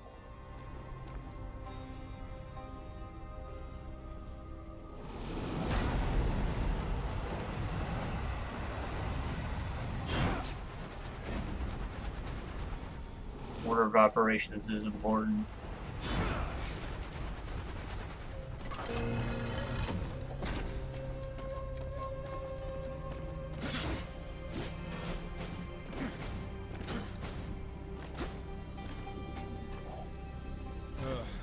A serpent hole. Serpent hole. You're familiar with these? Unfortunately, yeah. They belong to a guy I've heard of. Must be the associate Samael was talking about. Which explains things. Vulgrim? Can he be trusted? Hell no. Absolutely not. In no way possible. But I don't see another way out of here. So what are we waiting for? Let's hop in? Is it our only option? We could just wait right here. Forever. After you.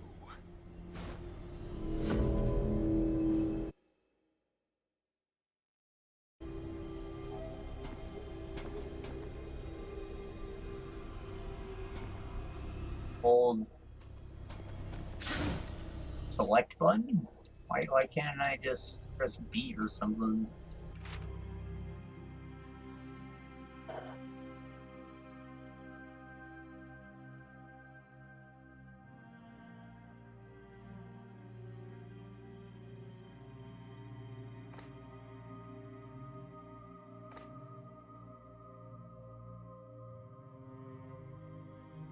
I missed one of the flea mages.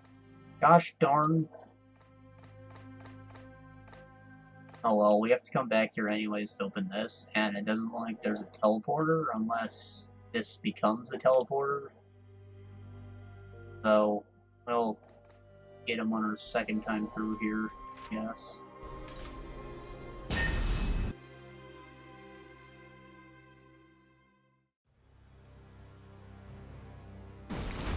Now where are we? I was expecting Samael, but Horseman? Things are getting interesting. Those serpents. They're like French kissing, bro.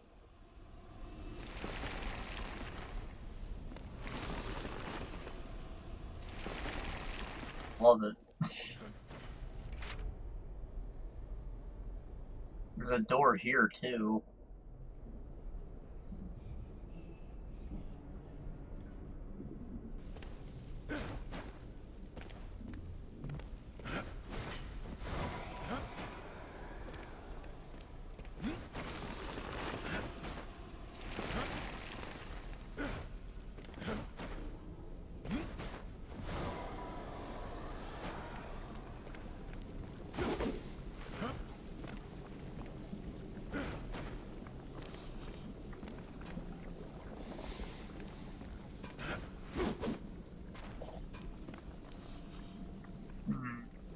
I wonder.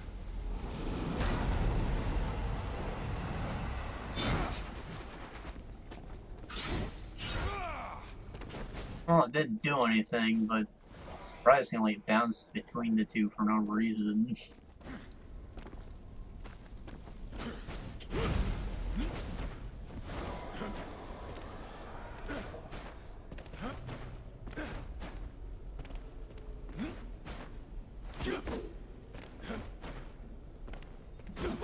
I'm guessing all these little plazas are gonna turn to shops or something. And that currency I have. Of course, historically it has basically only been Vulgrim.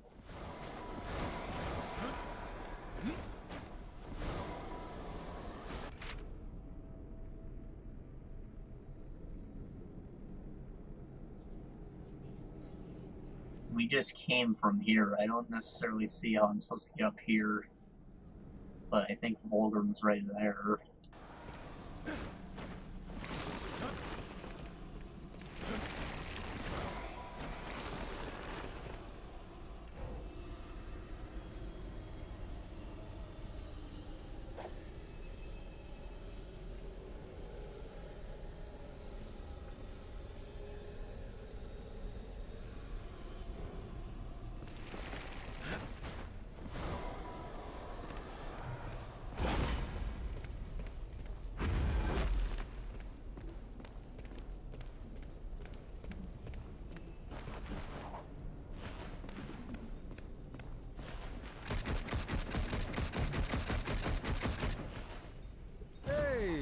Vulgrim, right? The Soul Leader? Dig the nickname. Strive. Like me, your reputation precedes you. Have you brought me any delicious morsels on which to feast? Maybe those of your brethren? Mind your tongue, wretch, before I cut it out. Our work doesn't concern you. Oh, but it must. Why else would you be here? You were cast here by Samael. Maybe it was to bring him your head. Careful, horseman. Show the right temperament and I can be of service to you.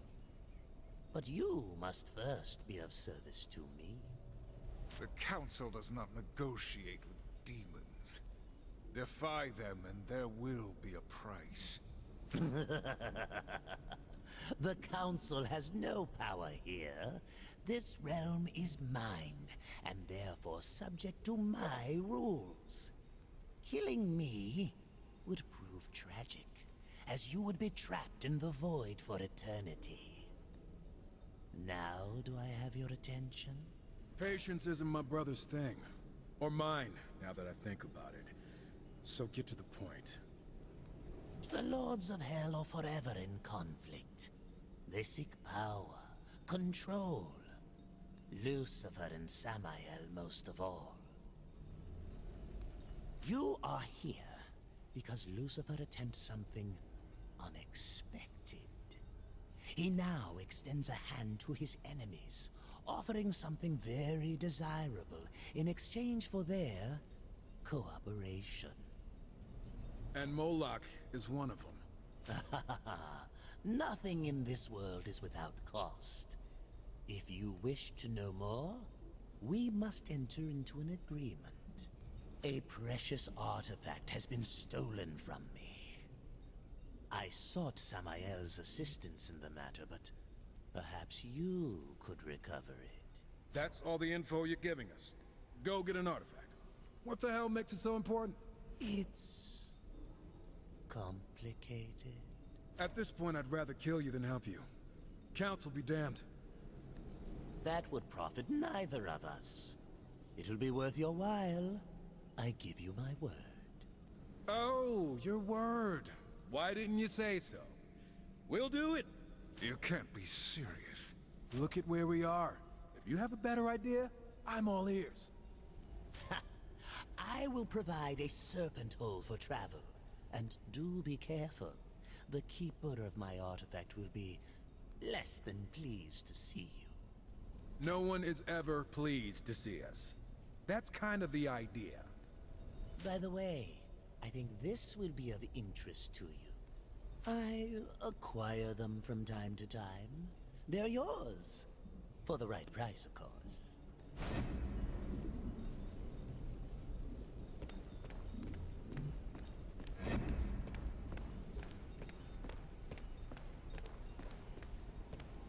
The first time we have any music.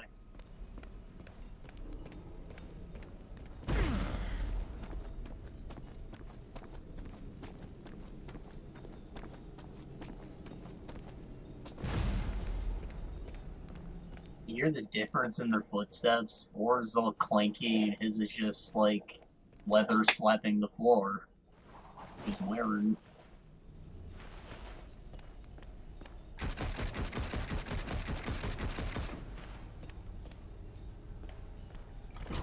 Hello. Hey, Trickster Key. Conquers Hellstone Shard. Cost Boatman coins.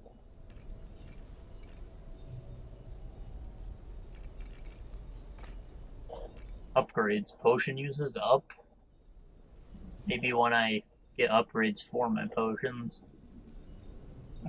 Potion health overflow. Convert excess health orbs into overflow. When the overflow is skilled, will grant a potion. That's pretty cool. Restore a rat pip when using a potion. Dope. Passive health regen. Yeah, that's something I want. I was wondering if they were doing that, and I didn't think they were. Glad it's an upgrade. That's pretty dope. Thunderclap. Fires out a bolt of lightning, dealing damage to a target and arcing to nearby enemies. Passive has a chance on any Chaos Eater attack to fire out a bolt of lightning. Attack power. Oh, right, so it's enchantment. Pretty dope looking one. Static shot. More like static shot. Guess that would mean that it's not moving. Yeah. Not even funny, is it? Fire an electric bolt that arcs and connects to nearby enemies, dealing damage, reducing movement speed. Hot Shriek. Fire a more powerful bolt that will deal increased damage and arc to more enemies. Passive. Seems very expensive. I have to minimize my chat here. I have 5,000 souls, 5,500. I can't actually afford one of these. And want the I want this.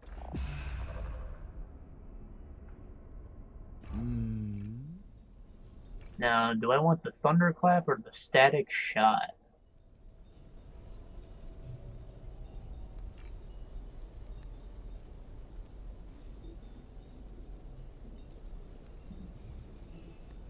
I think maybe this crowd control works better on war.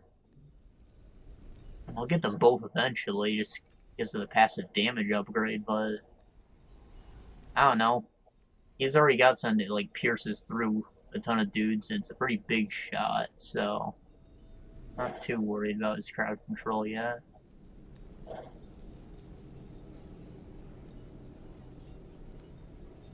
Hi. Eventually we're gonna get to a point where I can just start using these as my normal shot. Because I'm gonna have so much different things, I can just switch them out. Not worry about the ammo. That's gonna be fun. I'll stick with Thunderclap for now, though. So many souls, so few wares.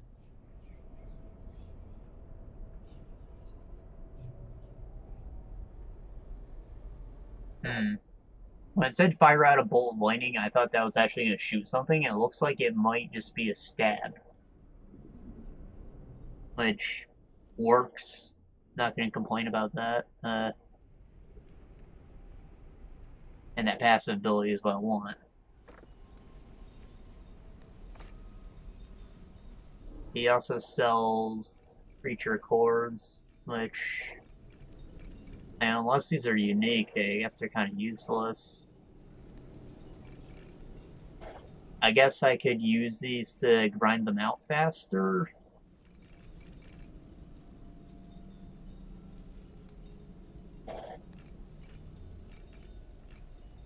Like, I'm sure the boss scores go up each time you collect them.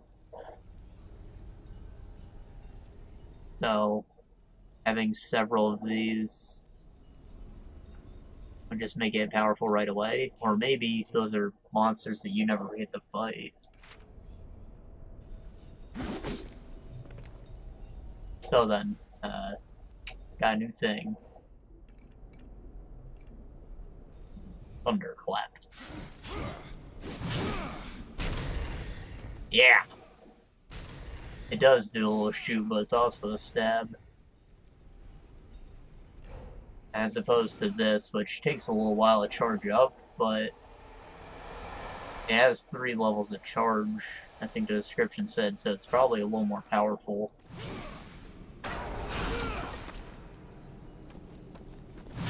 It doesn't pierce, though. Not like the thunder.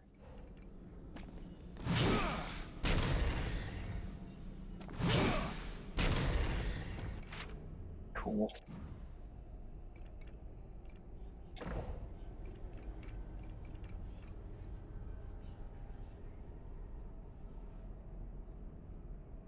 Never mind, that's pretty useful passive.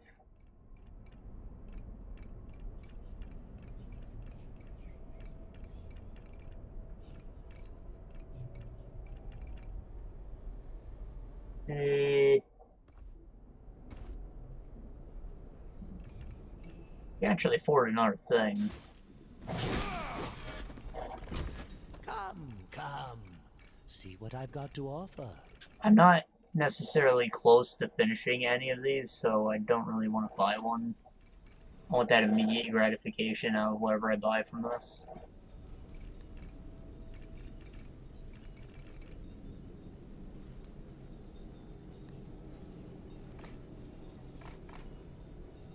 Guess I'll buy the trickster key then, because there's a door right over here. Buy 2 of them, why not?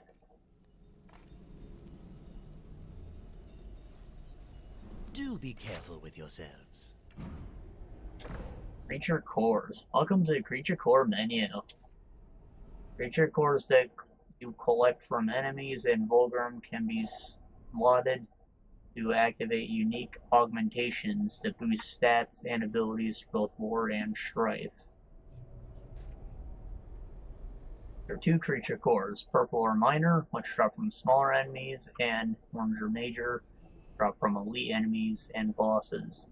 The effects of creature cores can vary, but generally get the biggest bonuses from rare and difficult monsters. Press A to select a rolling key slot. The slot will power all connected slots and cores. Okay. When you select a slot, it will open the creature core list and are able to view cores as well as select slot information. All cores fall into 3 categories: attack, wrath, and health. If you match creature core category with the selected slot category, you'll get a matching bonuses, which increases corresponding stats on both war and strafe while that core is active. The key slot and a few other wild, so creature cores can be placed will guarantee a matching bonus. Okay. As you collect creature cores from the same enemy, they will accumulate and eventually level up, unlocking powered up effects. Every slot has an effect level, which limits the maximum effects of the slotted core.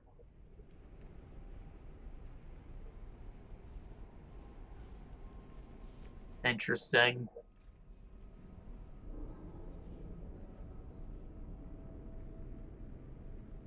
Pay to activate this one, okay. When the core slot is active, the connected slots will become powered. Activating creature cores in powered slots will continue the chain, allowing you to greatly enhance your stats and abilities.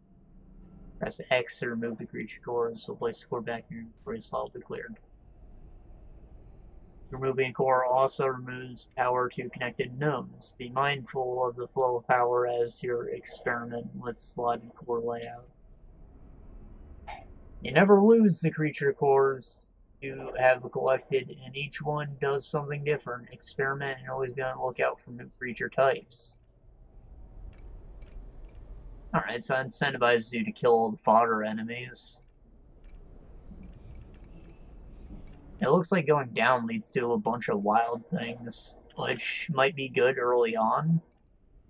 Even these are just, they're not specialized.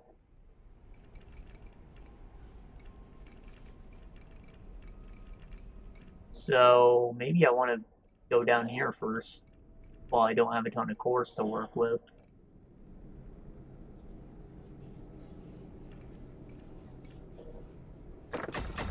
Might have to start with this one, which is a wild slot. So we have Legion. Level 1 Shadow Clone. Clones will taunt enemies, and Blade Geyser War gains 5% attack power boost for 6 seconds after performing Blade Geyser. That's pretty cool.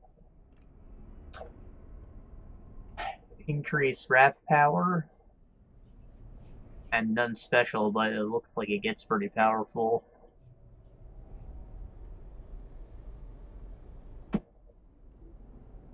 When dealing damage and with an attack, has 2% chance to spawn an ally Hellhound that breathes fire, dealing damage, heavy damage based on Wrath power. That's fucking dope. Legion Bomber. Level 1, increase Hot Streak build-up speed by 5%, reduces war damage taken by 5% for 3 seconds after a successful parry. I wasn't aware I could parry. And I figured I would be able to eventually, but I didn't know I could. Also, you see there have little stat things here at the bottom that are going up. I wasn't even looking down there. And they have, there appears to be some overall power level. Obviously, Wars is higher because I got him an enchant. So then, oh. We're gonna go down, then we're gonna build into an attack and a health one right away, so I should probably go with a Wrath core.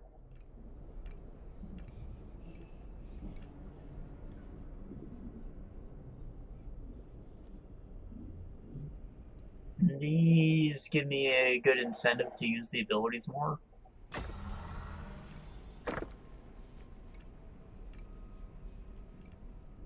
one's an attack, so, you know, use this. And this is a health.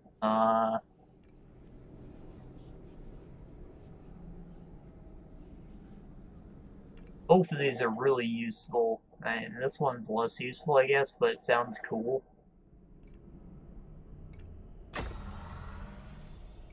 I do have access to a wildcard slot right away.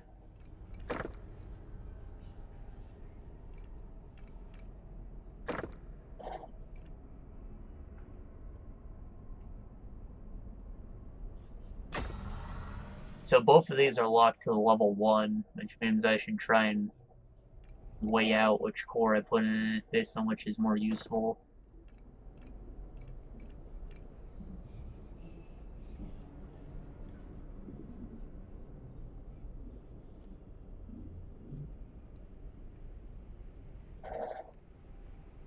I think a small chance to summon a Hellhound is the way to go.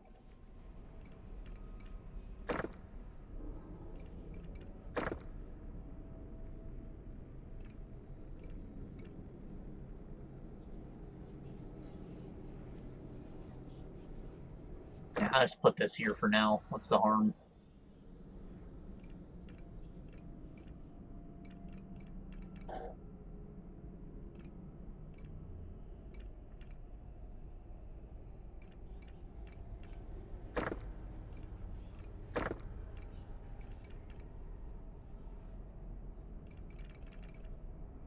Oh, that number up top is the number of cores I have left to spend.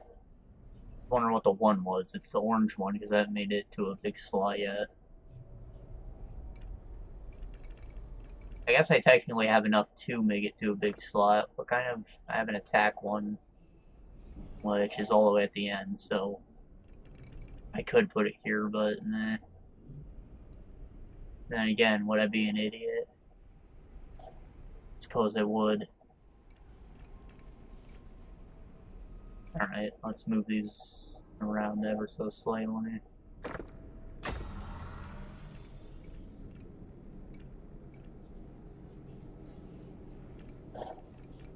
Do this.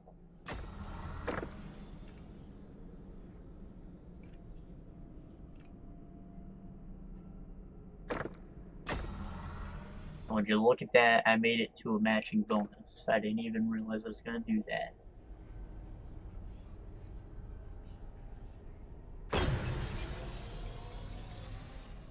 That's how it's done. Talking about min-maxing.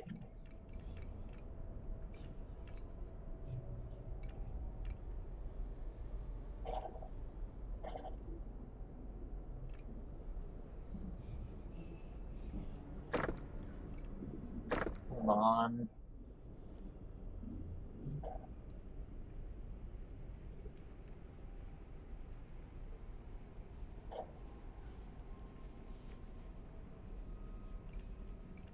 Not sure.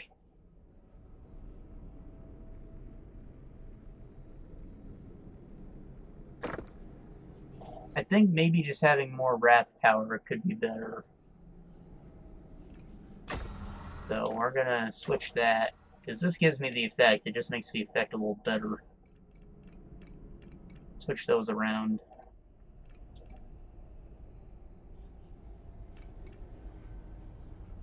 And switch these around, because you see this one has a level 2 cap on it. Back to what I decided was best the first time. There we go. I'm happier with that. You can tell already I'm going to spend a lot of time in there.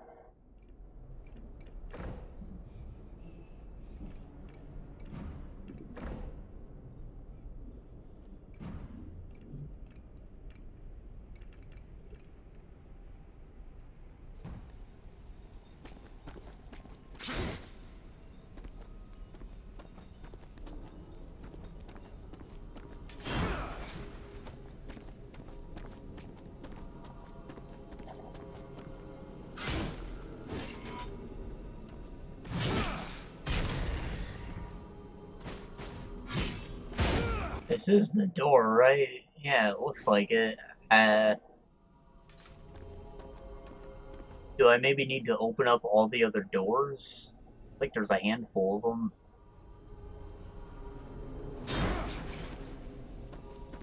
We'll see when I open up one of the other ones. I have 2 keys, so I should be able to open the next one at least. For everyone's sake, I'm not gonna go back to the old level just yet. I might get to the door, like, off camera, and then start the next thing there, maybe. We'll see. Maybe I'll redo the whole level. I want to see where the last imp boy is. Flea Mage, whatever the hell it was. He said he's a serpent ult, right? No, let's do that. How long have I been doing this? 2 hours.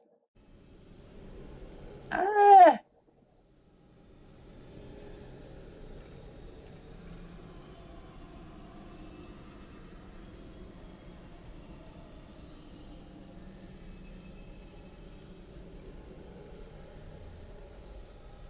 And I only want to play for about 30 more minutes, so maybe I shouldn't do the next thing.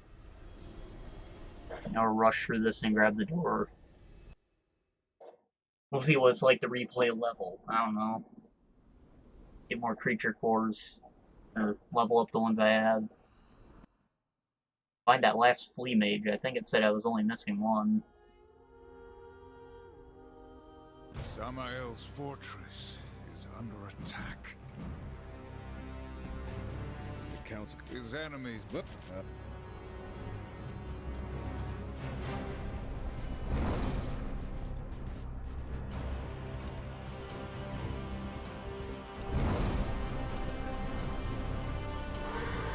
Alright, those are just the craters where we landed. Looks like the battle's been going on for a while. The front walls still hold. Samael's forces will be drawn there, weakening his defenses elsewhere. So this stuff's all still collected. The chest's refilled though, which is nice of them, I guess.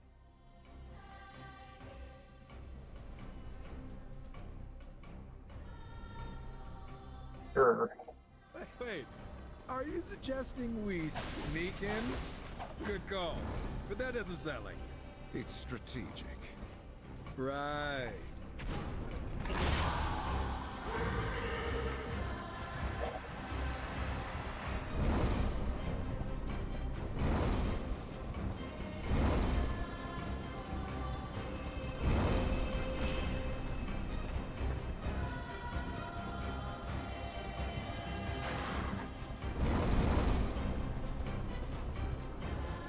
I imagine that the flea mage you missed is somewhere early in the level. Sucks that I still have to be a little thorough, but I'm expecting him to be somewhere just off the beaten path, otherwise I would have killed him.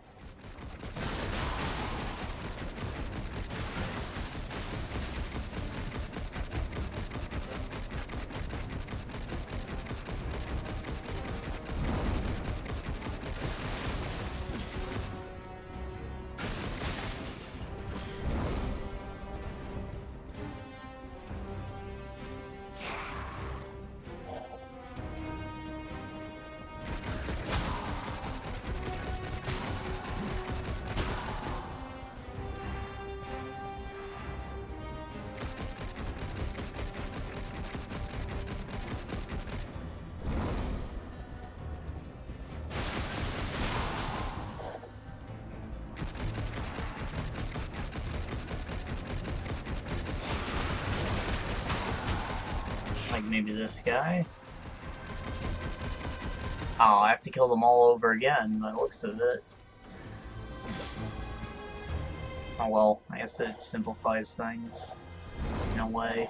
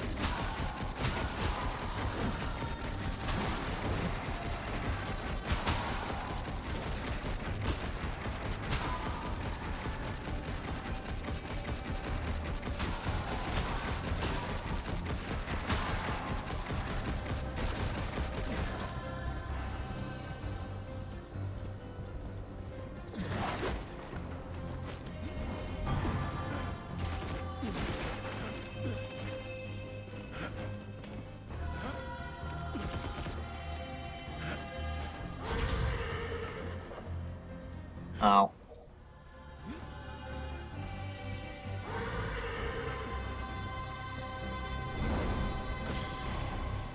Oh, hey, an orb.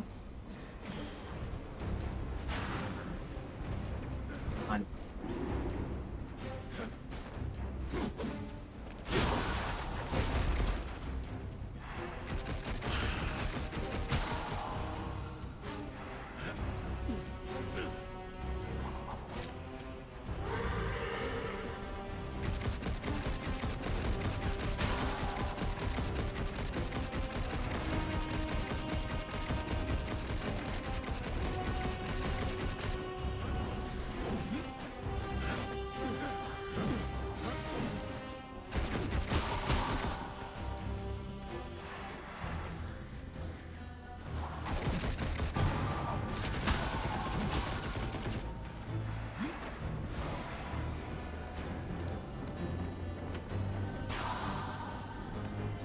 This gives you money the second time.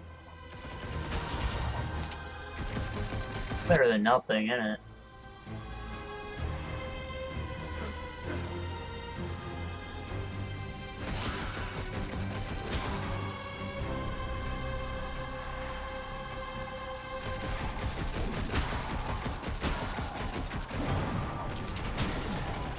Can't believe I missed one of them. It'd be so lame when I just get him without even trying that hard to look. Oh, I never equipped my potion upgrade. Oh, I guess I auto-equip. Cool.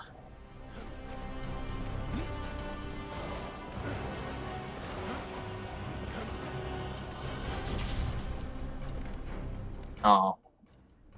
I'd have actually given it to them if he was up here.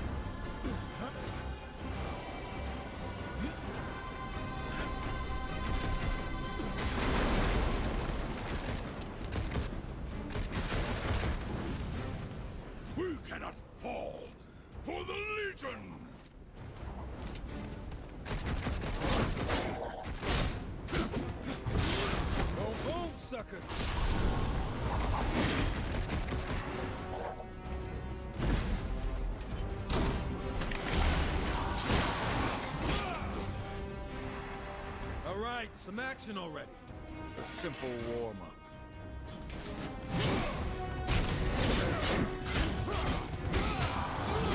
For the balance! Which side are these demons on? How should we know? They all look the same.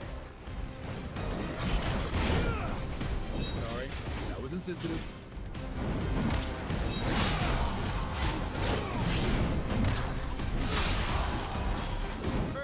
Judgment!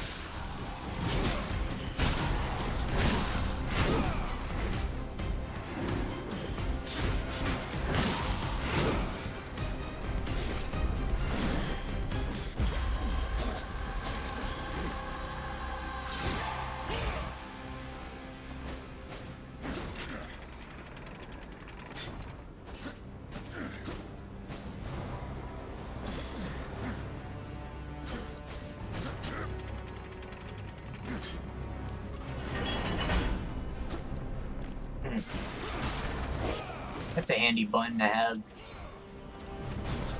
One that dedicates to facing away, regardless of what direction the camera's facing.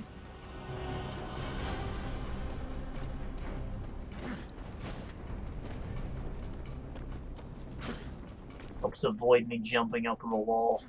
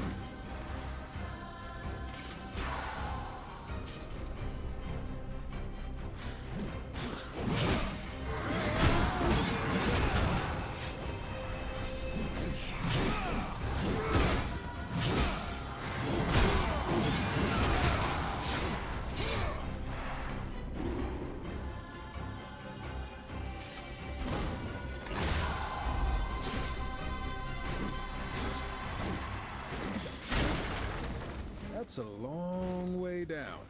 Be careful. I don't want to climb back up. Well, yeah, just like that.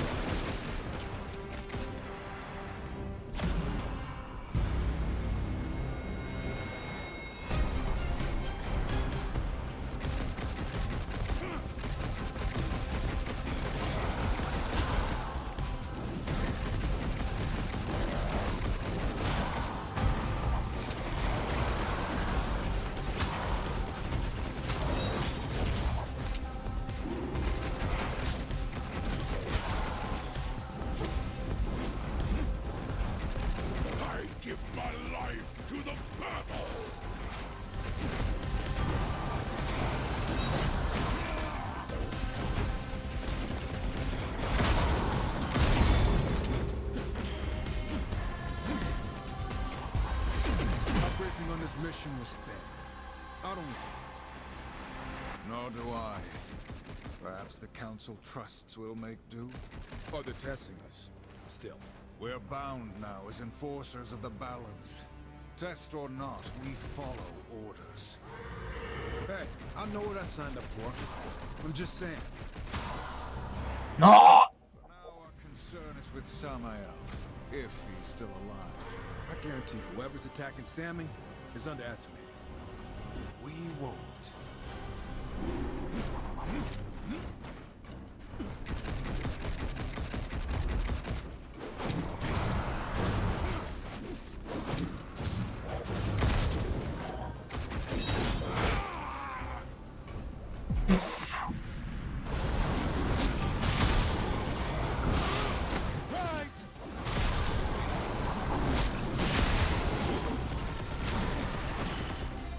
Notice that green boy?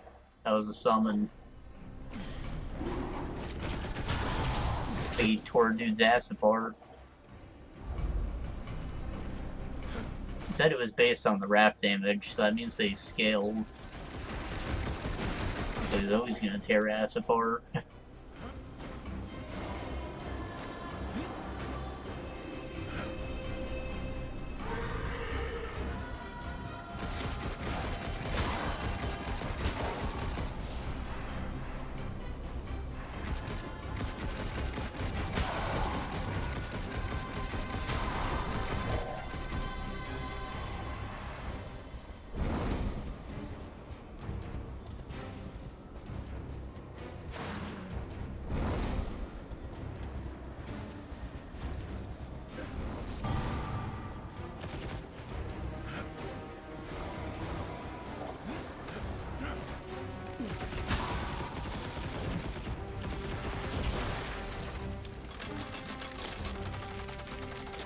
I wish I could skip these.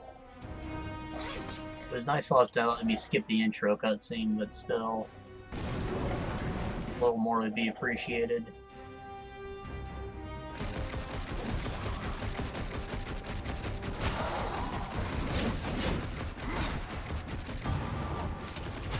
I wonder if I did destroy these, if the ballista would have been fighting me during the boss fights.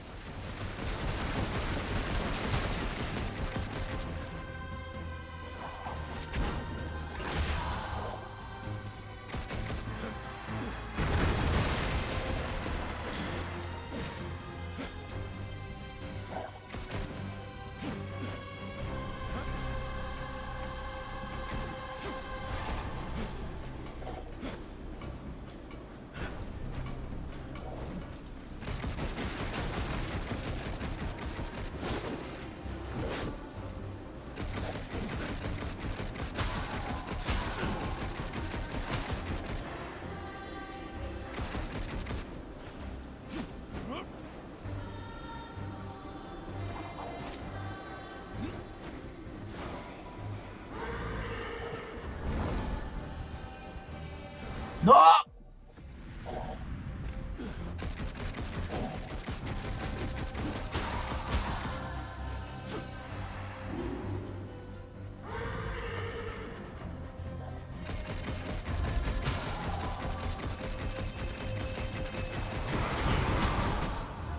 Come to think of it, this might be the spot where I missed the guy.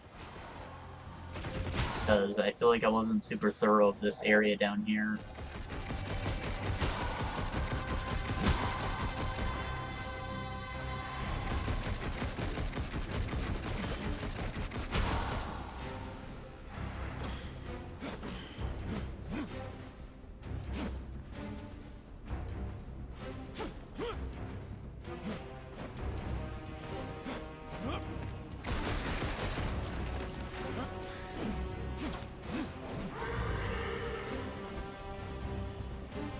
No, it actually seemed there's nothing here. I was hoping I was right.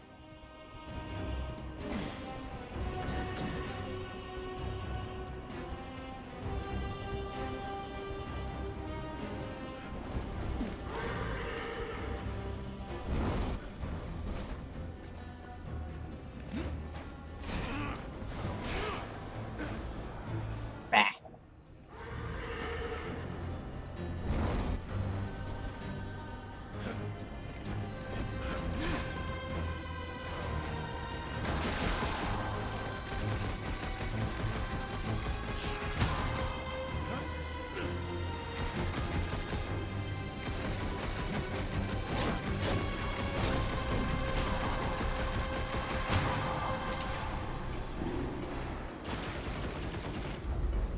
You are one, but we are many.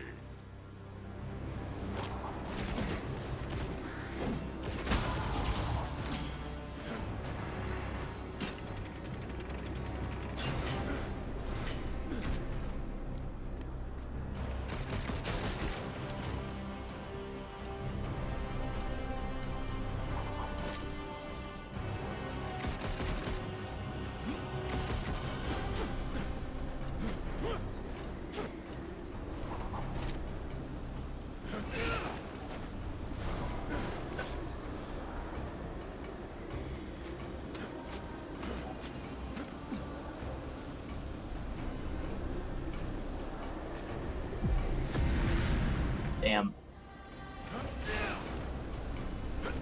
Hoping that there'd be something down lower.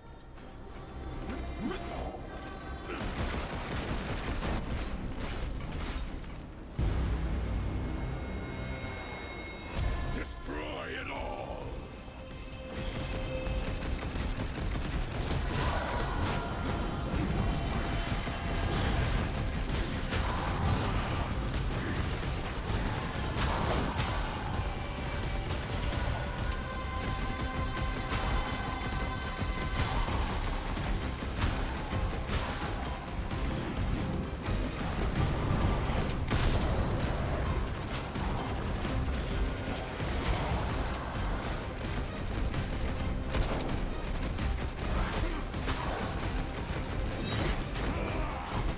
Jesus Christ.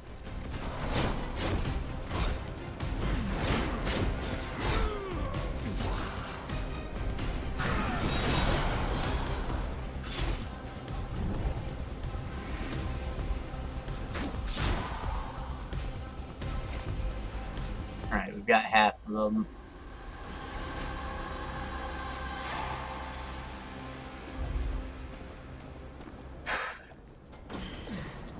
Okay, so I guess since we're replaying a level, I have to talk about my own stuff, which means I can say I completed Batman Arkham Knight just yesterday, in fact. So that means I'm ready to talk about it, I guess. And I don't mean I finished it, I mean I completed it, which apparently like 2% of players actually did and saw the true ending. Maybe they looked it up on YouTube, I don't know. I think the majority of people would say fuck Riddler because there's so much busy work with him. But I don't know, in Arkham City I definitely did not do all the Riddler stuff. In this game, however, it kind of dished out more riddles as you got new gadgets and stuff. So, you know, everything that you saw, you were able to do when you saw it, or at least very soon when you did. And I found the whole system very manageable. I think a few of the other side quests felt like busy work, though, like the compounds and the bombs. For the most part, though, they were all just like unique little side stories with villains. I guess altogether, the Arkham 4 games like sum up the entire Batman story in one timeline, though. Because DC's weird, accepts the multiverse.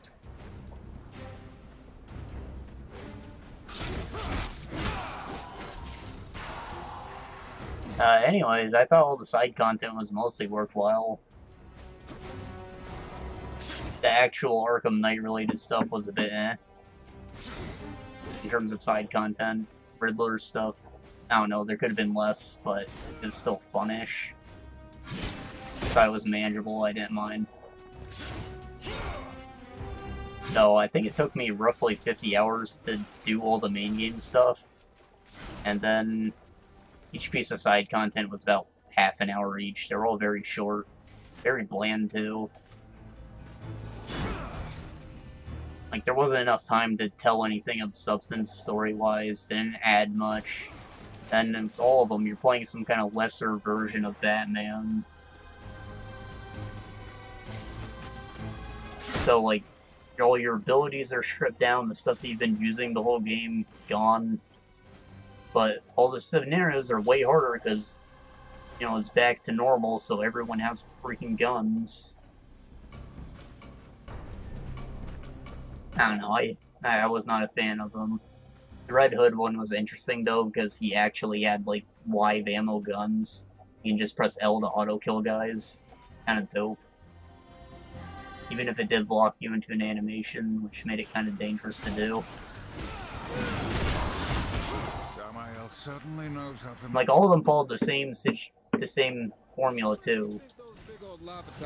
You do, like, a stealth segment, then a fight, maybe another stealth segment, and a fight, and then a boss fight. And there were 3 fights in all of them. It was ridiculous.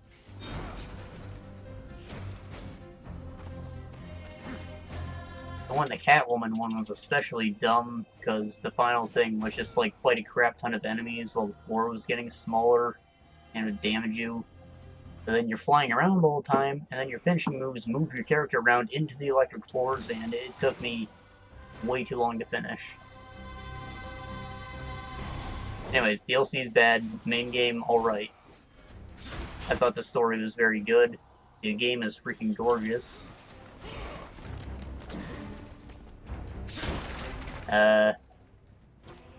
It did put a bow on the entire story, I guess. Spoilers. I didn't see the ending coming. Can't say I freaking read comic books, but I think I would have heard if that happened.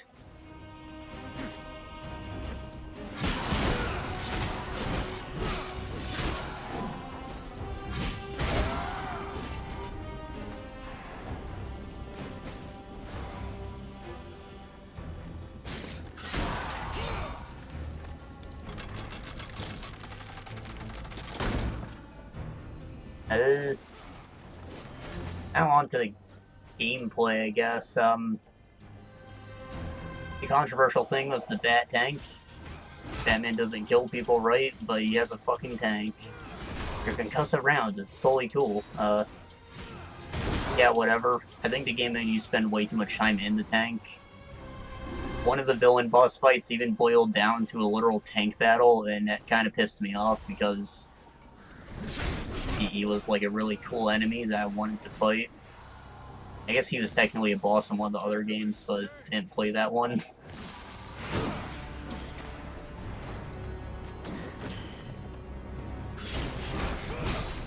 And aside from that, the whole deal with the Arkham Knight is that he, like, knows Batman, so he teaches all the villains how to counter you, and he rounds everyone up to kill you on Halloween night. Kind of like how Arkham Origins was a freaking assassination on Christmas, like the same plot line, I guess.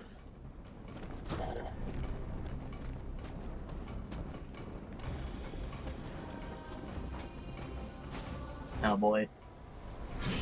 Anyways, he really does know how to counter you. All the enemies are like way freaking smarter. In the DLC, actually, the enemies were a lot dumber, which I don't know if that comes from the developers being lazy and not putting the proper scripts all over the map, or if it's thematic and that they weren't trained by the guy.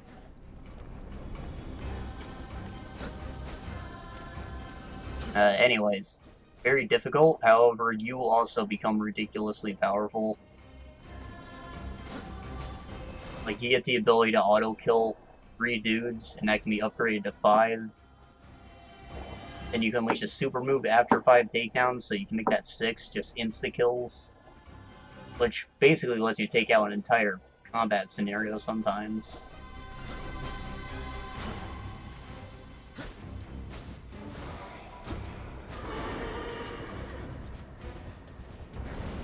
But then everyone's freaking armed. The taser dudes are crazy annoying. I think there's only one unique gadget, which is kind of disappointing. Everything else comes in the form of combat moves in the Batmobile, I guess.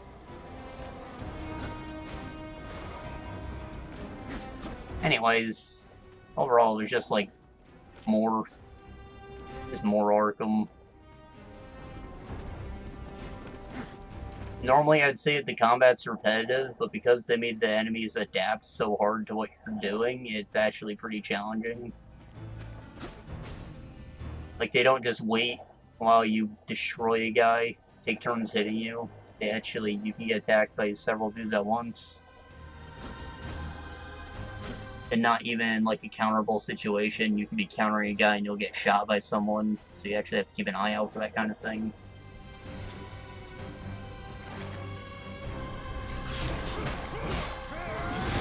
So in a way, they made it better, and another way, they kind of destroyed what the system was.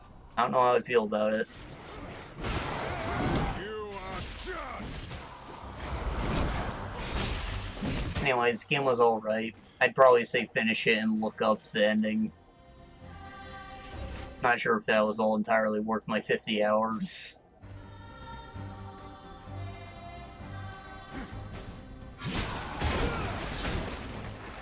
I think Asylum still might be the most solid entry. The short, contained little Metroidvania thing. It basically invented its combat system, which makes it timeless, or I don't know, makes it important. You are nothing. By basically invented, I mean it's probably not the first thing to use it, but it's the first thing to use it well.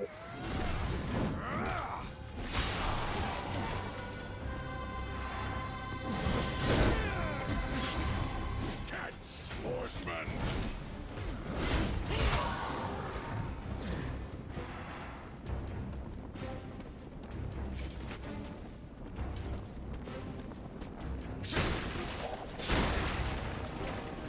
And yeah, that's basically been my past 2-3 weeks.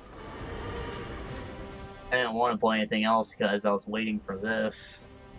And I was also super busy. I worked like freaking 50 hours last week. It's ridiculous. He doesn't have a muscle, but That was the conversation I was trying to figure out before. It just doesn't mark itself on the map like everything else you see.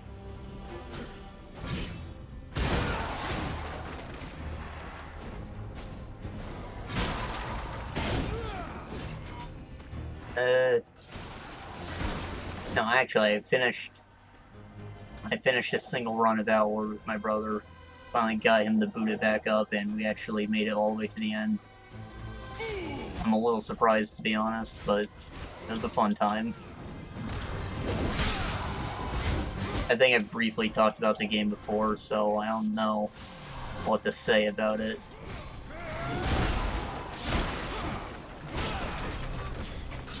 maybe just that if you're into the Eurojank genre, being like Gothic and Risen and stuff like that, you'll freaking love the game, and it's also way more competent than either of those.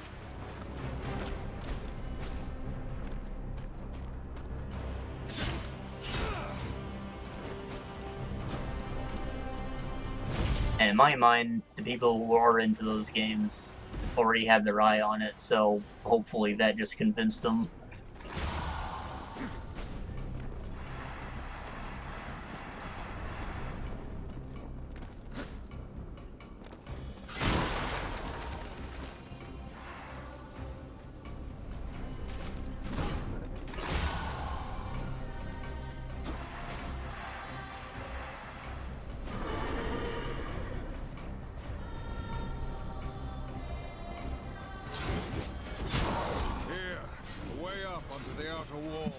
More climbing.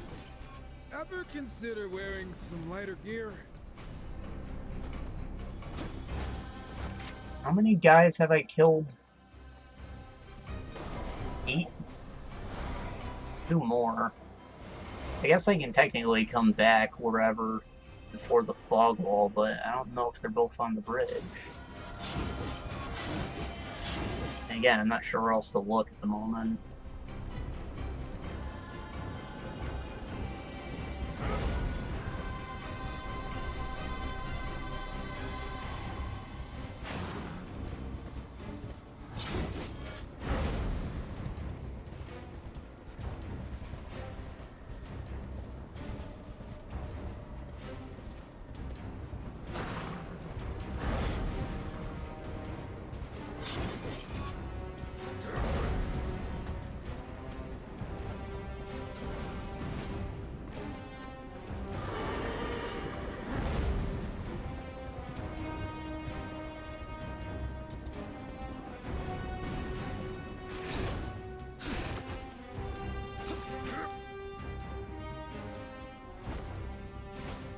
Rat. Oh, I'm standing on something. Shit.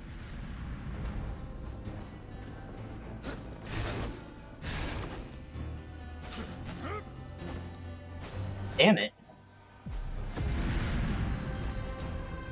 Maybe if I let go of the stick, it'll make that work a bit better.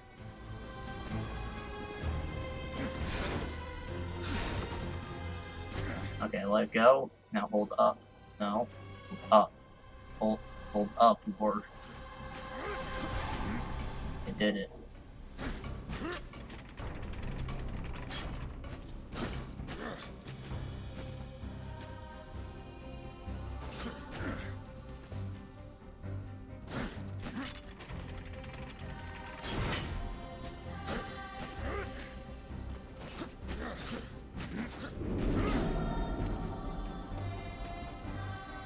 I understand the issue, but I think that the best solution is you just make the directions relative to where the character is actually facing.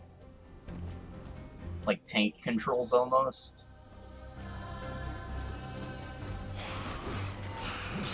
He doesn't have to not turn his body when you're pushing backwards. He can turn his face to move backwards, but...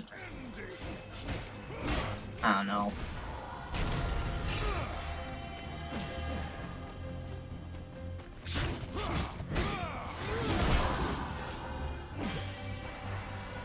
I just feel like left should move to his left in certain instances, maybe.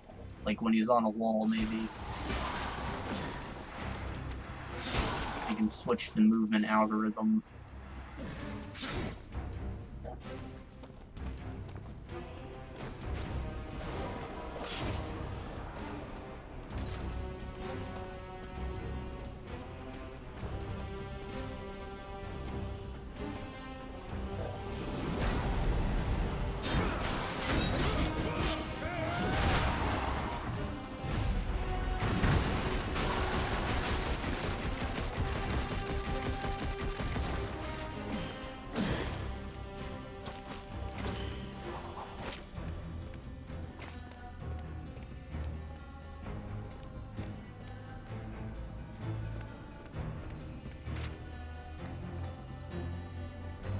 Found another guy. Not a good sign. I know that there's one at the bottom level, so I just need to find one somewhere on this bridge.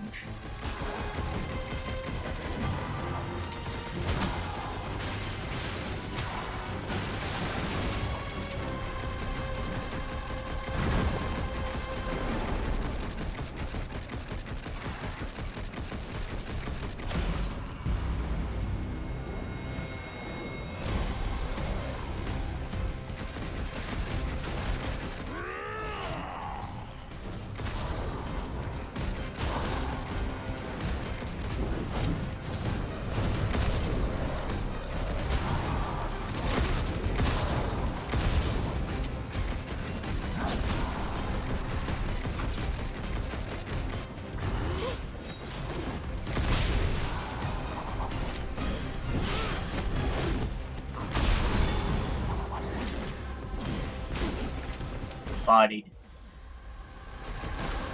It's not fair because I'm over leveled, but I bodied.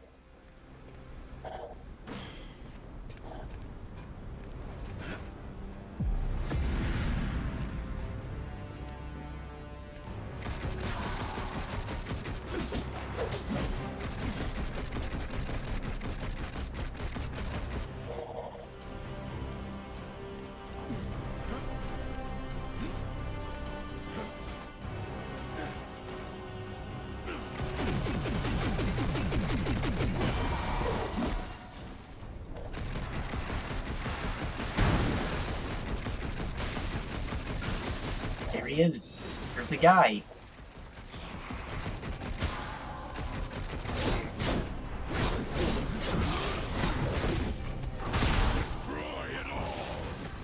This is my jam. Right, so I'm gonna walk into the next area with confidence, and if I somehow, if he's not where I think he is, I'm gonna be pretty mad.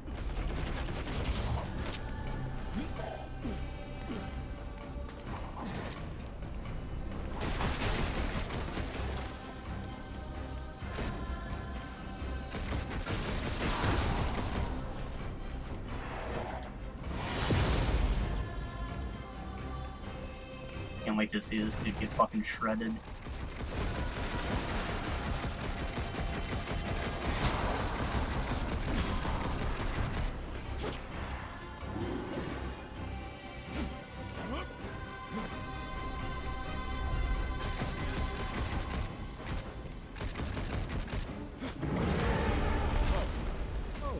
What in the hell? A hollow fiend! Get back!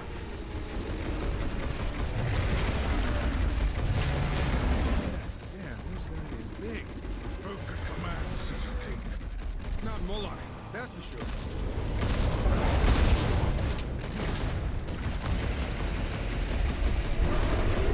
Stay focused.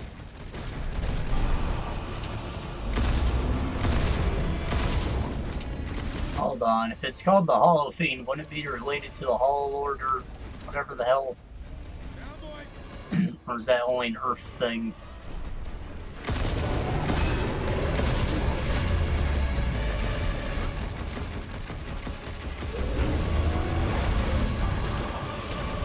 Will not be slowed by this simple creature.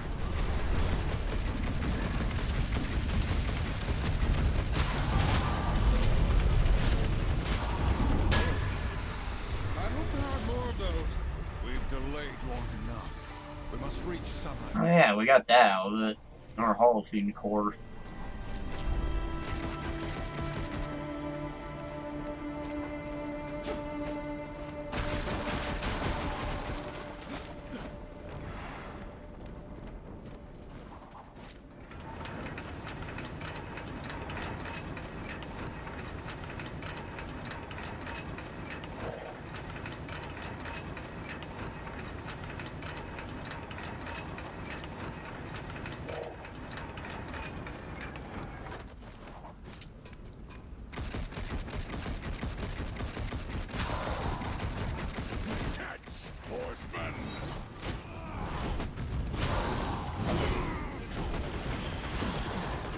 I'm sure grinding out the Hollow Fiend cores would be a lot quicker if I wasn't looking for the guys. but I was, so it probably took a lot longer than it should have. Thankfully, I can't see the timer, so I don't know how bad I've screwed myself up here. It took somewhere over an hour. I could have just did the next level. There, I did the mission, you see? I did what I came here for.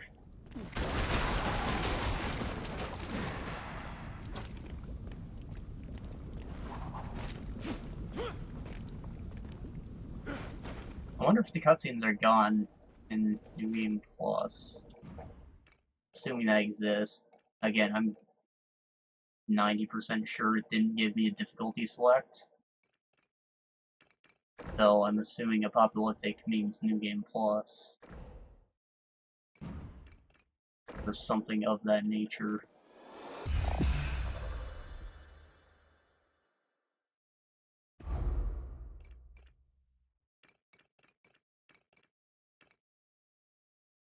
Beat the slag demon with an execution. Is that the boss of the slag pit?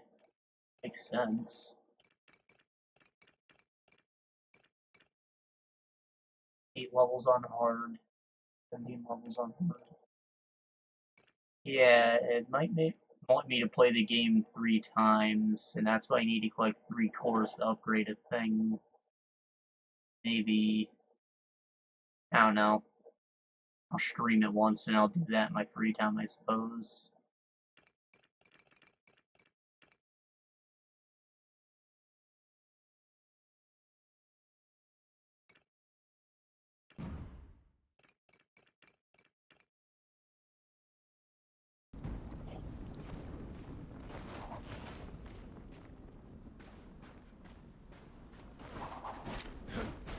Also, for the sake of time, I think that I'm only going to use the core board when I'm back at the lobby, not during a mission.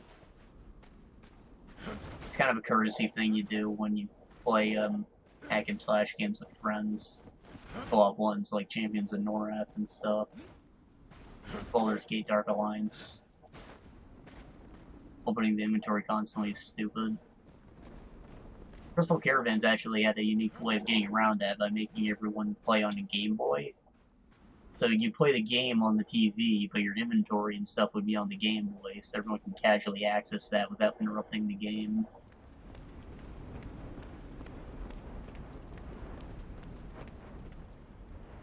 And the remaster is doing something similar by having the game released on phones, so you can use your phone as the Game Boy, which is like... it's dope. Sneaking in was a good idea. We didn't sneak. We made a strategic approach. And still killed... It's kind of like how you could use your phone for a Pip-Boy in Fallout 4. Like, make it all more immersive. Real-time inventory management.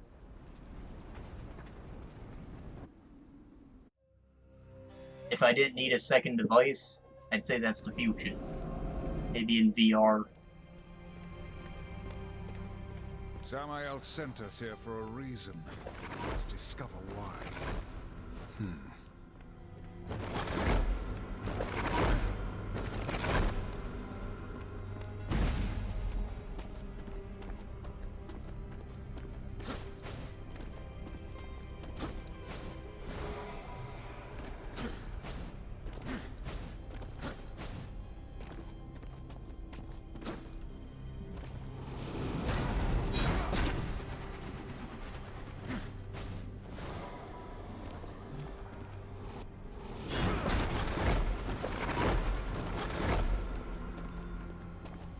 Alright, can't wait to see if this is worth my time.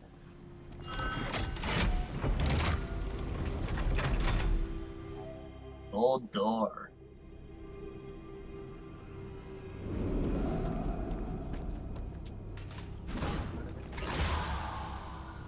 Big money?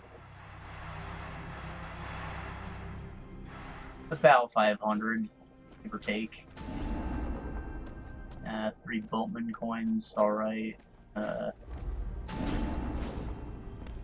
4 Boatman coins. How was this? A life shard?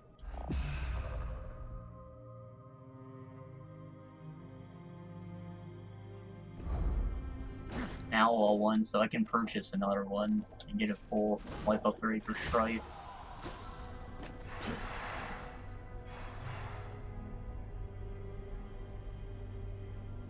Alright, so about 800 souls and 4 boat coins. They do seem like you're being pretty stingy with the souls, so I guess that was worth it.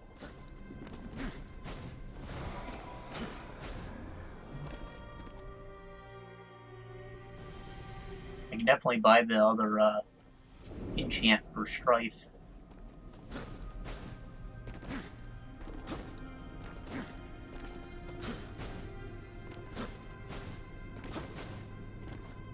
And maybe I'll pick up that health core form too.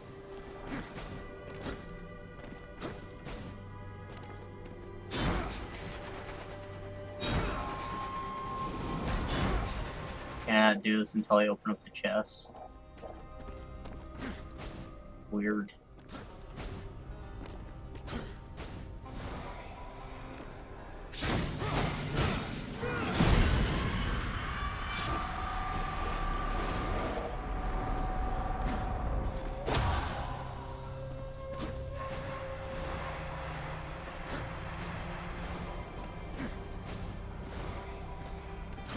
This is why we're here.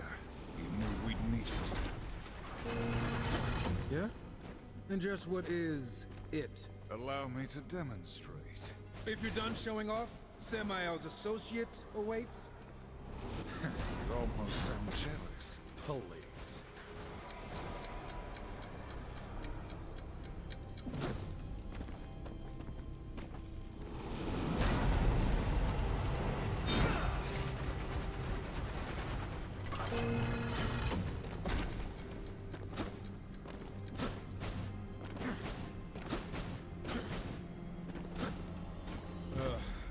You're familiar?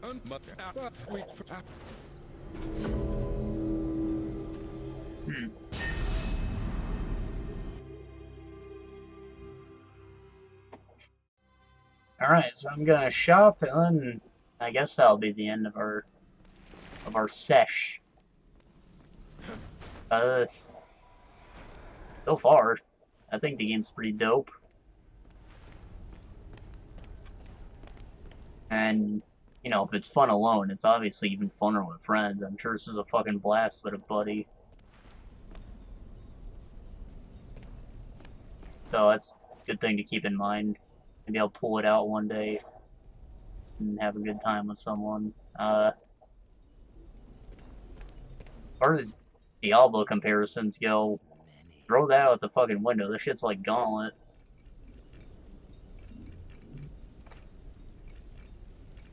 And God knows I love me some Gauntlet.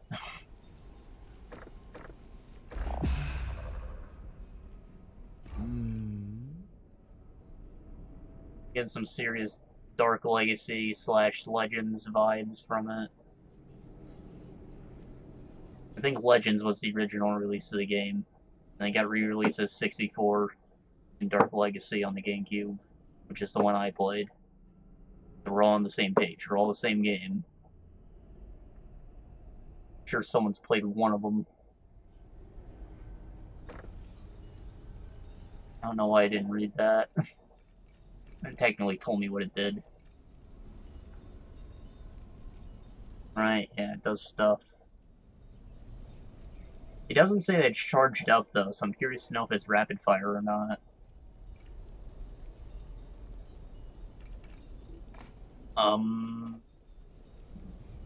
There's cores. It'd be cool to have one of these. What kind of core is this?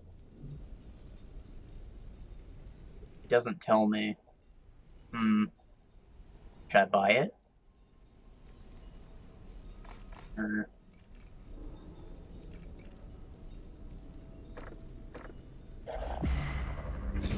Really, now I'm out of boatman coins by the looks of it. So many souls, so few wares. I hear you'll be having some fun. Fun.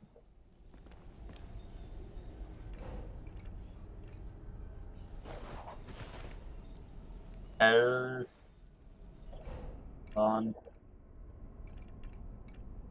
there.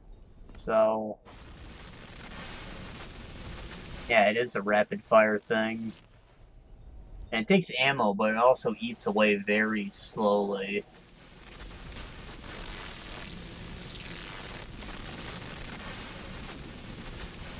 So I think this is probably something that's sustainable. Question is whether or not it's better than the basic firing mode. Let's see if it says anything about the basic one here.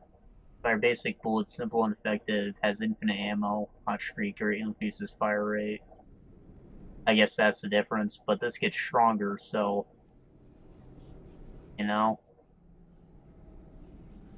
My guess would be this is better for crowd control overall, and this is maybe better for single target damage. But then again, this is better for single target damage, so...